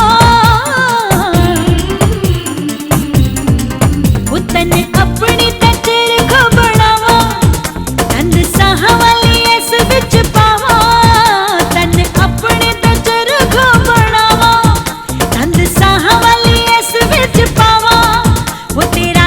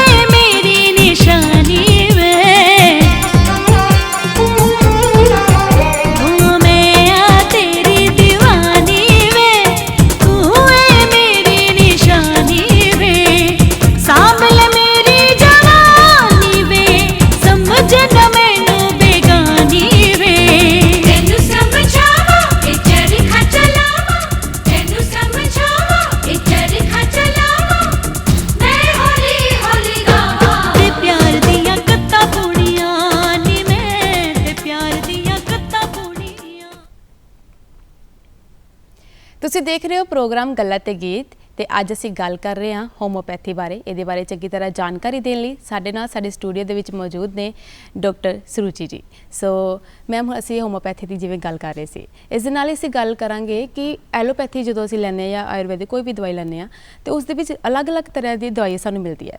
ਹੋਮੋਪੈਥੀ ਦੇ ਵਿੱਚ ਸੁਣਿਆ ਕਿ ਇੱਕੋ ਤਰ੍ਹਾਂ ਦੀ ਦਵਾਈ ਜਿਹੜੀ ਹੈ ਹਰ ਬਿਮਾਰੀ ਦੇ ਲਈ ਦਿੱਤੀ ਜਾਂਦੀ ਹੈ। ਨਹੀਂ, ਮੈਂ ਇਸ ਗੱਲ ਤੇ ਬਿਲਕੁਲ ਵੀ ਸਹਿਮਤ ਨਹੀਂ ਹਾਂ। ਇਵਨ ਹੋਮਿਓਪੈਥੀ ਦੇ ਵਿੱਚ ਅਸੀਂ ਕਹਿੰਦੇ ਆ ਕਿ ਹਰ ਬੰਦਾ ਅਲੱਗ ਹੈ। ਜਿੱਦਾਂ ਫਿੰਗਰਪ੍ਰਿੰਟਸ ਅਲੱਗ-ਅਲੱਗ ਹੈ, ਹਰੇਕ ਦਾ ਆਧਾਰ ਕਾਰਡ ਅਲੱਗ ਹੈ ਨਾ, ਉਦਾਂ ਹੀ ਹਰ ਬੰਦਾ ਅਲੱਗ ਹੈ। ਇਸ ਅਲੱਗ ਕਰਕੇ ਇਹਨੂੰ ਇੰਡੀਵਿਜੂਅਲਾਈਜੇਸ਼ਨ ਹੀ ਅਸੀਂ ਕਹਿੰਦੇ ਆ। ਟੇਕ ਦਾ ਪੇਸ਼ੈਂਟ ਐਜ਼ ਅ ਹੋਲ, ਉਹਨੂੰ ਇੱਕੋ ਹੀ ਅਸੀਂ ਲੈਣਾ। ਜਦੋਂ ਅਸੀਂ ਕੇਸ ਟੇਕਿੰਗ ਲੈਂਦੇ ਆ, ਠੀਕ ਹੈ, ਅਸੀਂ ਉਹਦੇ ਮਾਈਂਡ ਤੋਂ ਸ਼ੁਰੂ ਕਰਦੇ ਆ, ਉਹਦੇ ਫਿਜ਼ੀਕਲ ਸਿੰਪਟਮਸ ਤੇ ਆ ਜਾਂਦੇ ਆ, ਫਿਰ ਉਹਦੀ ਬਿਮਾਰੀ ਦੇ ਸਿੰਪਟਮਸ ਤੇ ਆ ਜਾਂਦੇ ਆ। ਪੂਰੀ ਇੱਕ ਹਿਸਟਰੀ ਅਸੀਂ ਲੈਂਦੇ ਆ, ਜਿਹਦੇ ਨਾਲ ਕੀ ਹੈ ਇੱਕ ਪੇਸ਼ੈਂਟ ਤੇ ਦੂਜਾ ਪੇਸ਼ੈਂਟ ਬਿਲਕੁਲ ਅਲੱਗ ਹੋ ਜਾਂਦਾ। ਸੋ ਅਸੀਂ ਏਦਾਂ ਇੱਕ ਦਵਾਈ ਨਹੀਂ ਹੁੰਦੀ, ਹਰ ਬੰਦੇ ਦੀ ਅਲੱਗ-ਅਲੱਗ ਦਵਾਈ ਹੁੰਦੀ ਆ। ਬਹੁਤ ਸਾਰੇ ਪੇਸ਼ੈਂਟ ਜਿਹੜੇ ਹੈ ਨਾ ਇਸੇ ਗੱਲ ਕਰਕੇ ਹੋਮੋਪੈਥੀ ਦਵਾਈ ਨਹੀਂ ਲੈਂਦੇ, ਕਹਿੰਦੇ ਬਹੁਤ ਲੰਬਾ ਟਾਈਮ ਲੱਗਦਾ ਇਹਦੇ ਪ੍ਰੋਸੈਸ ਨੂੰ ਨਾ, ਜਾਂ ਫਿਰ ਕਹ ਲਈ ਬਹੁਤ ਸਲੋ ਪ੍ਰੋਸੈਸ ਹੈ ਇਹਦਾ। ਕੀ ਇਹ ਗੱਲ ਸੱਚ ਹੈ? ਮੈਂ ਕਹੂੰਗੀ ਬਿਲਕੁਲ ਵੀ ਸੱਚ ਨਹੀਂ ਹੈ। ਅੱਛਾ। ਪਹਿਲੀ ਗੱਲ ਤਾਂ ਇਹ ਹੈ ਕਿ ਸਾਡੇ ਕੋਲ ਜਿਹੜਾ ਬੰਦਾ ਆਂਦਾ ਉਹ ਆਂਦਾ ਹੀ ਧੱਕੇ ਧੁੱਕੇ ਖਾ ਕੇ ਆ। ਫਿਰ ਉਹ ਬਲੇਮ ਹੋਮਿਓਪੈਥੀ ਨੂੰ ਦੇ ਦਿੰਦਾ। ਦੇਖੋ ਕੋਈ ਵੀ ਬਿਮਾਰੀ ਹੈ, ਠੀਕ ਹੈ, ਬਹੁਤ ਘੱਟ ਹੁੰਦਾ ਹੈ ਕਿ ਹੁਣ ਤਾਂ ਚਲੋ ਸਾਡੇ ਕੋਲ ਖਾਂਸੀ ਜ਼ੁਕਾਮ ਦੇ ਪਹਿਲਾਂ ਨਵੇਂ ਆ ਜਾਂਦੇ ਆ ਪੇਸ਼ੈਂਟ, ਤੇ ਜਦੋਂ ਮੈਨੂੰ ਲੱਗਦਾ ਮੈਂ ਪ੍ਰੈਕਟਿਸ ਸਟਾਰਟ ਕੀਤੀ ਸੀਗੀ ਉਦੋਂ ਸਾਰੇ ਕ੍ਰੋਨਿਕ ਹੀ ਆਂਦੇ ਸਾਡੇ ਕੋਲ, ਪੁਰਾਣੀ ਬਿਮਾਰੀਆਂ ਲਈ ਆਂਦੇ ਆ, ਜਿਨ੍ਹਾਂ ਨੇ ਸਾਰੀਆਂ ਮੈਡੀਸਨ ਐਲੋਪੈਥੀ ਟਰਾਈ ਕੀਤੀ ਹੁੰਦੀ ਹੈ, ਇਧਰ ਉਧਰ ਬਾਬਿਆਂ ਲਈ ਪੁੜੀਆਂ ਪੜੀਆਂ ਵੀ ਟਰਾਈ ਕੀਤੀਆਂ ਹੁੰਦੀਆਂ, ਅਖੀਰ 'ਚ ਉਹ ਸੋਚਦੇ ਚਲੋ ਹੁਣ ਹੋਮਿਓਪੈਥੀ ਵੀ ਲੈ ਲਈਏ, ਟਰਾਈ ਕਰ ਲਈਏ। ਸੋ ਮੈਨੂੰ ਲੱਗਦਾ ਹੈ ਕਿ ਜਿੱਥੇ ਤੁਸੀਂ ਅਖੀਰ 'ਚ ਆਉਂਦੇ ਹੋ ਤੇ ਜੇ ਤੁਹਾਨੂੰ ਆਰਾਮ ਮਿਲਦਾ ਤੇ ਉਹ ਕੋਈ ਸਲੋ ਨਹੀਂ ਹੈ। ਸਾਡੀ ਦਵਾਈ ਜੀਭ ਤੇ ਰੱਖਦੇ ਹੀ ਕੁਝ ਕੁ ਸੈਕਿੰਡਸ ਦੇ ਵਿੱਚ ਅਸਰ ਸ਼ੁਰੂ ਕਰ ਦਿੰਦੀ ਹੈ, ਇਹ ਬਹੁਤ ਫਾਸਟ ਹੈ। ਪਰ ਗੱਲ ਕਿੱਥੇ ਆਂਦੀ ਹੈ, ਸਹੀ ਤਾਲੇ ਦੀ ਸਹੀ ਚਾਬੀ ਹੋਣੀ ਚਾਹੀਦੀ ਹੈ। ਹੋਮਿਓਪੈਥੀ ਕਦੇ ਨਹੀਂ ਹਾਰਦੀ, ਸਿਰਫ ਜਿਹੜਾ ਡਾਕਟਰ ਹੈ ਉਹ ਹਾਰ ਜਾਂਦਾ ਹੈ। ਹੋਮਿਓਪੈਥੀ ਜੇ ਸਹੀ ਹੈ ਤਾਂ ਉਹ ਜੀਭ ਤੇ ਰੱਖਦੇ ਹੀ ਉਹਦਾ ਅਸਰ ਸ਼ੁਰੂ ਹੋ ਜਾਂਦਾ ਹੈ। ਤੁਸੀਂ ਮੰਨੋਗੇ ਨਹੀਂ, ਸਾਡੇ ਵੈਸੇ ਮੈਨੂੰ ਮਾਣ ਵੀ ਬਹੁਤ ਹੋ ਰਿਹਾ ਮਹਿਸੂਸ ਇਸ ਚੀਜ਼ ਨੂੰ ਦੱਸਣ ਦਾ ਕਿ ਸਾਡੇ ਭਾਰਤ ਦੇ ਵਿੱਚ, ਸਾਡੇ ਪੰਜਾਬ ਦੇ ਵਿੱਚ ਮਹਾਰਾਜਾ ਰਣਜੀਤ ਸਿੰਘ ਜੀ ਆਏ ਸੀਗੇ ਜੀ। ਉਹਨਾਂ ਨੂੰ ਵੋਕਲ ਕੋਡ ਜਿਹੜੀ ਸਾਡੀ ਆਵਾਜ਼ ਵਾਲੀਆਂ ਨਾ ਗ੍ਰੰਥੀਆਂ, ਇਹਨਾਂ ਦਾ ਪੈਰਾਲਿਸਿਸ ਹੋ ਗਿਆ ਸੀਗਾ। ਕਿਸੇ ਦਵਾਈ ਨਾਲ ਫਰਕ ਨਹੀਂ ਪੈ ਰਿਹਾ ਸੀਗਾ। ਫਿਰ ਉਹਨਾਂ ਨੂੰ ਕਿਸੇ ਨੇ ਸਲਾਹ ਦਿੱਤੀ ਕਿ ਤੁਸੀਂ ਹੋਮਿਓਪੈਥੀ ਲਓ, ਇਹ ਨਵੀਂ ਇਲਾਜ ਪ੍ਰਣਾਲੀ ਹੈ। ਫਿਰ ਇਹਨਾਂ ਨੇ ਡਾਕਟਰ ਹੌਨਿੰਗਬਰਗ ਬੁਲਾਇਆ ਸੀਗਾ ਤੇ ਔਰ ਕੁਝ ਕੁ ਸੈਕਿੰਡਸ ਦੇ ਵਿੱਚ ਜਾਂ ਕੁਝ ਕੁ ਉਹਨਾਂ ਨੂੰ ਰਿਲੀਫ ਮਿਲਣਾ ਸ਼ੁਰੂ ਹੋ ਗਿਆ ਔਰ ਕੁਝ ਕੁ ਦਿਨਾਂ ਦੇ ਵਿੱਚ ਉਹਨਾਂ ਦੀ ਆਵਾਜ਼ ਵਾਪਸ ਆ ਗਈ ਸੀ। ਸੋ ਮੈਨੂੰ ਲੱਗਦਾ ਨਹੀਂ ਕਿ ਇਹ ਕਿਸੇ ਪਾਸਿਓਂ ਵੀ ਇਹ ਲੇਟ ਹੈਗੀ ਆ। ਇਨਫੈਕਟ ਹੋਰ ਅੰਗਰੇਜ਼ੀ ਦਵਾਈਆਂ ਨਾਲ ਤੁਸੀਂ ਸਾਰੀ ਉਮਰ ਲੱਗੇ ਰਹਿੰਦੇ ਹੋ, ਸਾਡੀ ਤਾਂ ਇਹ ਦਵਾਈ ਹੈ ਕਿ ਜੇ ਪੁਰਾਣਾ ਕੇਸ ਹੈ, ਠੀਕ ਹੈ, 3 ਮਹੀਨੇ ਖਾ ਲਓ, 6 ਮਹੀਨੇ ਖਾ ਲਓ, ਤਾਂ ਅਸੀਂ ਬੰਦ ਵੀ ਕਰ ਦਿੰਨੇ ਆ। ਬਸ ਥੋੜਾ ਜਿਹਾ ਬੰਦੇ ਨੂੰ ਕਹਿੰਦੇ ਕਿ ਆਪਣਾ ਲਾਈਫ ਸਟਾਈਲ ਸਹੀ ਕਰ ਲਾ। ਜਿਵੇਂ ਸਾਨੂੰ ਬਾਕੀ ਬਿਮਾਰੀਆਂ ਦੇ ਹੋਣ ਤੇ ਆਪਾਂ ਦਵਾਈ ਖਾਂਦੇ ਆ ਤੇ ਸਾਨੂੰ ਉਹਦੀ ਆਦਤ ਪੈ ਜਾਂਦੀ ਹੈ, ਤੇ ਇਹਦੀ ਵੀ ਹੋਮੋਪੈਥੀ ਦੀ ਦਵਾਈ ਦੀ ਆਦਤ ਸਾਨੂੰ ਪੈ ਜਾਂਦੀ ਹੈ ਕਿ ਸਾਨੂੰ ਇਲਾਜ ਹੋਣ ਤੋਂ ਬਾਅਦ ਵੀ ਇਹ ਖਾਣੀ ਪਏਗੀ ਬਾਅਦ ਵਿੱਚ ਵੀ। ਪੇਸ਼ੈਂਟ ਦੀ ਨਾ ਇਹਨੂੰ ਮੈਂ ਕਹੂੰਗੀ ਐਂਜ਼ਾਈਟੀ ਹੁੰਦੀ ਹੈ। ਹੁਣ ਮੈਂ ਵੀ ਪੇਸ਼ੈਂਟ ਨੂੰ ਕਹਿੰਦੀ ਹੁੰਦੀ ਹਾਂ ਕਿ ਹੁਣ ਤੁਸੀਂ ਦਵਾਈ ਛੱਡ ਦਿਓ, ਉਹ ਕਹਿੰਦੇ ਨਹੀਂ ਡਾਕਟਰ ਸਾਹਿਬ ਇਹਦੇ ਨਾਲ ਤਾਂ ਮੈਨੂੰ ਨਾ ਨੀਂਦ ਬੜੀ ਆਉਂਦੀ, ਮੈਨੂੰ ਤਾਂ ਦਿਮਾਗੀ ਬੜਾ ਅੱਛਾ ਮਹਿਸੂਸ ਹੁੰਦਾ, ਤੁਸੀਂ ਰਹਿਣ ਦਿਓ ਛਡਾਉਣ ਨੂੰ। ਤਾਂ ਕਹਿਣ ਦਾ ਇਹ ਭਾਵ ਹੈਗਾ ਕਿ ਕੋਈ ਆਦਤ ਨਹੀਂ ਪੈਂਦੀ, ਜਦੋਂ ਪੇਸ਼ੈਂਟ ਠੀਕ ਹੋ ਜਾਂਦਾ ਹੈ ਛੱਡ ਸਕਦਾ ਹੈ ਡਾਕਟਰ ਦੀ ਸਲਾਹ ਦੇ ਨਾਲ।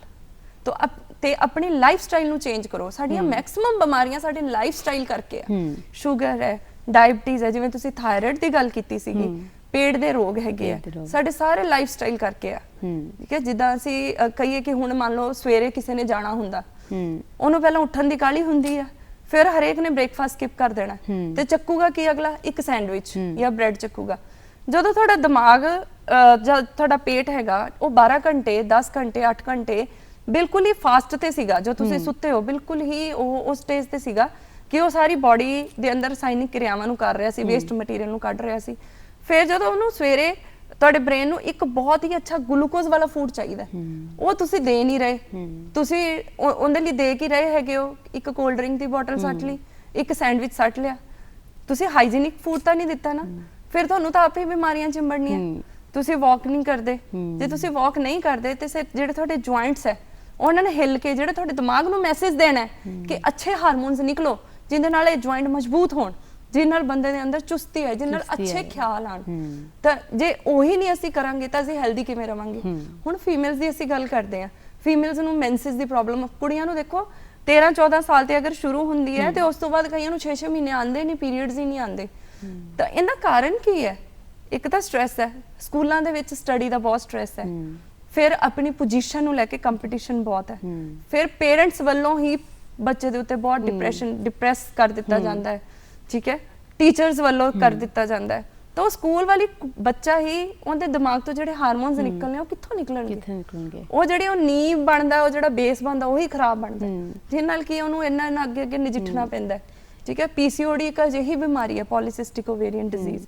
ਇਹਦੇ ਵਿੱਚ ਕੀ ਜਿਹੜੀ ਤੁਹਾਡੀ ਓਵਰੀ ਹੈ, ਦੇਖੋ ਇੱਕ ਮੇਲ ਵਾਲੇ ਹਾਰਮੋਨ ਤੇ ਇੱਕ ਫੀਮੇਲ ਦੋਨੋਂ ਬਣਾਉਂਦੀ ਹੈ। ਉਹਦੇ ਚ ਕੀ ਹੁੰਦਾ, ਫੀਮੇਲ ਵਾਲੇ ਘੱਟ, ਮੇਲ ਵਾਲੇ ਜ਼ਿਆਦਾ ਬਣ ਰਹੇ ਆ।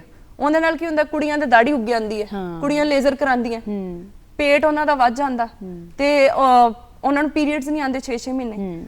ਤੇ ਅੱਗੋਂ ਇਹ ਵੀ ਦੇਖ ਲਓ, ਅੱਗੇ ਲੋਕੀ ਵਿਆਹ ਕਰਨ ਲੱਗੇ ਔਲਾ ਰੱਖ ਦਿੰਦੇ ਆ, ਉਹਨਾਂ ਨੂੰ ਫਿਰ ਪ੍ਰੈਗਨੈਂਸੀ ਨਹੀਂ ਹੁੰਦੀ, ਜਦਕਿ ਜਿਹੜੀ ਚੀਜ਼ ਦਾ ਪਹਿਲਾਂ ਹੱਲ ਹੋਣਾ ਚਾਹੀਦਾ ਸੀ, ਕਾਰਨ ਪਹਿਲਾਂ ਹੋਣਾ ਚਾਹੀਦਾ ਸੀ, ਉਹ ਕਿੱਥੇ ਜਾ ਕੇ ਉਹਦਾ ਐਂਡ ਹੁੰਦਾ।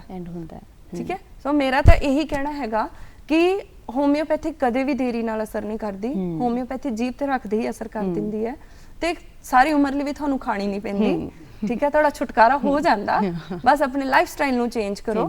ਸਪੈਸ਼ਲੀ ਮੈਂ ਕੁੜੀਆਂ ਨੂੰ ਇਹ ਕਹੂੰਗੀ ਕਿ ਆਪਣੀ ਬੈਲੀ ਫੈਟ ਵੱਲ ਧਿਆਨ ਦਿਓ। ਸਾਡੇ ਆਪਣੇ ਪੰਜਾਬੀ ਹੈ ਨਾ, ਇਹਨਾਂ ਦਾ ਸਟੇਟਸ ਸਿੰਬਲ ਹੀ ਇਹਨਾਂ ਦੀ ਟੰਮੀ ਬਣ ਗਈ ਆ। ਸਾਰੇ ਮਾਰਨਿੰਗ 'ਚ ਘੱਟ ਖਾਂਦੇ ਆ, ਰਾਤ ਨੂੰ ਜੋ ਸਾਡਾ ਪੇਟ ਹੈ ਉਹਨੇ ਸਿਰਫ ਆਰਾਮ ਕਰਨਾ ਹੁੰਦਾ, ਪਰ ਅਸੀਂ ਉਹਨੂੰ ਆਰਾਮ ਵਾਲੀ ਸਥਿਤੀ 'ਚ ਆਉਣ ਨਹੀਂ ਦਿੰਦੇ। ਸਾਰੇ ਦੇਖ ਸਕਦੇ ਹਾਂ ਅਸੀਂ, ਫੂਡ ਪੁਆਇੰਟਸ ਦੇਖ ਸਕਦੇ ਹਾਂ। ਠੀਕ ਹੈ, ਕੋਈ ਚਿਕਨ ਖਾ ਰਿਹਾ, ਕੋਈ ਬਟਰ ਚਿਕਨ ਖਾ ਰਿਹਾ, ਕੋਈ ਨਾਨ ਖਾ ਰਿਹਾ, ਜਿਹੜਾ ਜਿੰਨਾ ਹੈਵੀ ਸਮਾਨ ਹੈ ਸਾਰੇ ਰਾਤ ਨੂੰ ਆਪਣੇ ਪੇਟ 'ਚ ਸੱਟ ਕੇ ਸੌਂ ਜਾਂਦੇ ਆ। ਉਹਦੇ ਨਾਲ ਕੀ ਹੈ, ਬੈਲੀ ਫੈਟ ਇੰਨੀ ਹੋ ਗਈ, ਜਿਹੜਾ ਤੁਹਾਡਾ ਪੇਟ ਦਾ ਭਾਰ, ਨਾ ਤਾਂ ਤੁਹਾਡੀ ਸਪਾਈਨ ਚੱਲ ਰਹੀ ਹੈ, ਰੀੜ ਦੀ ਹੱਡੀ। ਠੀਕ ਹੈ, ਤੇ ਕੁੜੀਆਂ 'ਚ ਕੀ ਹੁੰਦਾ ਹੈ, ਬੈਲੀ ਫੈਟ ਕਰਕੇ ਕੀ ਹੁੰਦਾ, ਉਹਨਾਂ ਨੂੰ ਪੀਰੀਅਡਸ ਹੀ ਨਹੀਂ ਆਉਂਦੇ, ਕਿਉਂਕਿ ਇੱਥੇ ਜਨਨ ਅੰਗ ਪਏ ਨੇ। ਉਹਦੇ ਨਾਲ ਕੀ ਹੁੰਦਾ, ਓਵਰੀਜ਼ ਹਾਰਮੋਨਸ ਨਹੀਂ ਪੈਦਾ ਕਰ ਪਾਉਂਦੀਆਂ, ਸੋ ਉਹਨਾਂ ਨੂੰ ਇਸ ਕਰਕੇ ਇੰਨੀਆਂ ਪ੍ਰੋਬਲਮਸ ਆ ਰਹੀਆਂ। ਕੁੜੀਆਂ 'ਚ ਖੂਨ ਨਹੀਂ ਬਣਦਾ। ਕਿਉਂ ਨਹੀਂ ਬਣਦਾ? ਖਾਣਾ ਨਹੀਂ ਅੱਛਾ ਹੈਗਾ। ਅੱਛਾ, ਜੇ ਮੰਨ ਲਓ ਕੁਝ ਖਾ ਵੀ ਲੈਂਦੀਆਂ, ਜੇ ਉਹ ਦਵਾਈਆਂ ਤੇ ਡਿਪੈਂਡ ਵੀ ਹੋ ਜਾਂਦੀਆਂ ਕਿ ਆਇਰਨ ਦੀਆਂ ਗੋਲੀਆਂ ਖਾ ਲੀਆਂ ਜਾਂ ਮਲਟੀਵਿਟਾਮਿਨ ਖਾ ਲੇ, ਪਰ ਜਦੋਂ ਤੱਕ ਤੁਸੀਂ ਐਕਸਰਸਾਈਜ਼ ਨਹੀਂ ਕਰੋਗੇ ਉਹ ਤੁਹਾਡਾ ਕਿਵੇਂ ਡਾਈਜੈਸਟ ਹੋਊਗਾ? ਖਾਣੇ ਦੀ ਤੁਸੀਂ ਗੱਲ ਕਰ ਰਹੇ ਹੋ, ਇਸ ਦੇ ਨਾਲ ਹੀ ਮੈਂ ਤੁਹਾਨੂੰ ਪੁੱਛੂੰਗੀ ਕਿ ਕਿਸ ਤਰੀਕੇ ਦਾ ਖਾਣਾ ਜਿਹੜਾ ਆਪਾਂ ਇਸ ਇਲਾਜ ਦੌਰਾਨ ਖਾ ਸਕਦੇ ਹਾਂ? ਮਤਲਬ ਇਸ ਇਲਾਜ ਦੌਰਾਨ ਸਾਨੂੰ ਪੌਸ਼ਟਿਕ ਖਾਣਾ ਹੀ ਖਾਣਾ ਚਾਹੀਦਾ। ਇਨਫੈਕਟ ਸਾਨੂੰ ਰੂਟੀਨ 'ਚ ਹੀ ਪੌਸ਼ਟਿਕ ਖਾਣਾ ਖਾਣਾ ਚਾਹੀਦਾ। ਸਾਡਾ ਬ੍ਰੇਕਫਾਸਟ ਰਾਜੇ ਦੀ ਤਰ੍ਹਾਂ ਹੋਣਾ ਚਾਹੀਦਾ, ਲੰਚ ਵਜ਼ੀਰ ਦੀ ਤਰ੍ਹਾਂ ਹੋਣਾ ਚਾਹੀਦਾ ਤੇ ਡਿਨਰ ਸਾਡਾ ਭਿਖਾਰੀ ਦੀ ਤਰ੍ਹਾਂ ਹੋਣਾ ਚਾਹੀਦਾ। ਪਰ ਆਪਾਂ ਕੀ ਕਰਦੇ, ਸਭ ਕੁਝ ਪੁੱਠਾ ਹੀ ਕਰ ਦਿੰਦੇ ਹਾਂ।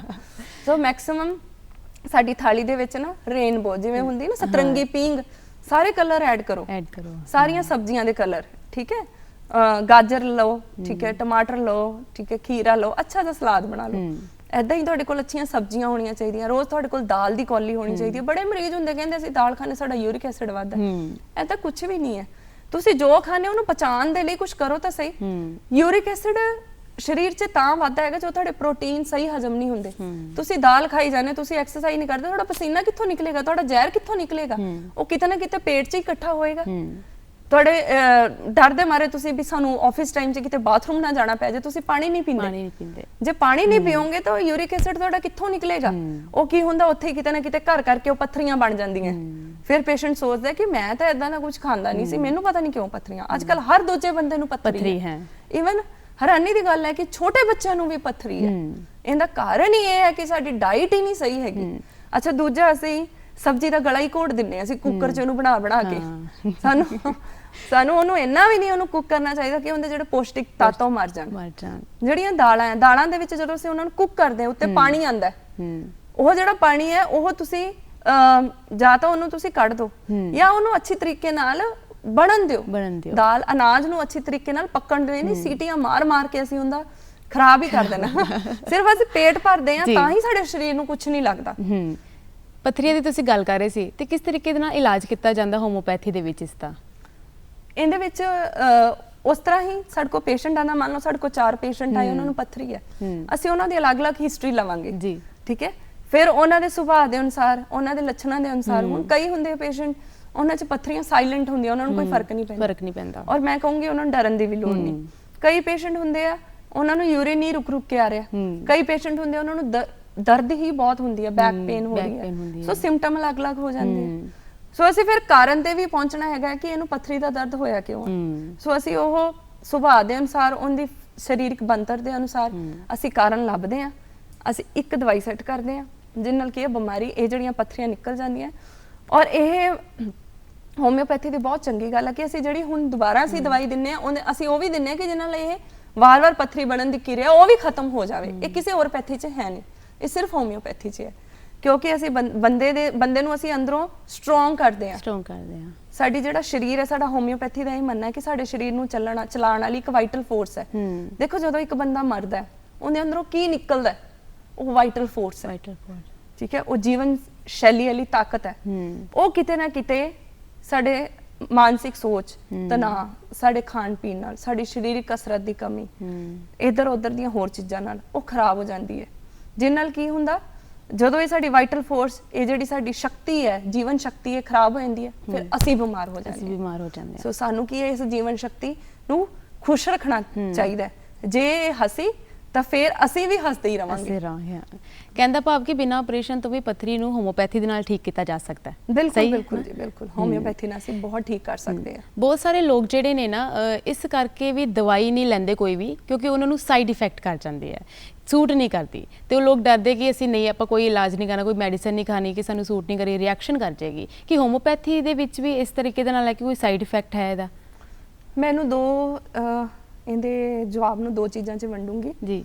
ਜੇ ਤੁਸੀਂ ਸਾਈਡ ਇਫੈਕਟ ਦੀ ਗੱਲ ਕਰਦੇ ਹੋ, ਅੱਜ ਕੱਲ ਲੋਕ ਬਹੁਤ ਸਮਾਰਟ ਹੋ ਗਏ ਆ। ਲੋਕ ਮੀਡੀਆ ਤੇ ਦੇਖਦੇ ਆ, ਪਹਿਲਾਂ ਸਾਰੇ ਹੀ ਉਹ ਗੂਗਲ ਮੈਡੀਸਨ ਨੂੰ ਸਰਚ ਕਰਕੇ ਆਪ ਲੈ ਕੇ ਫਿਰ ਸਾਡੇ ਕੋਲ ਆਉਂਦੇ ਆ।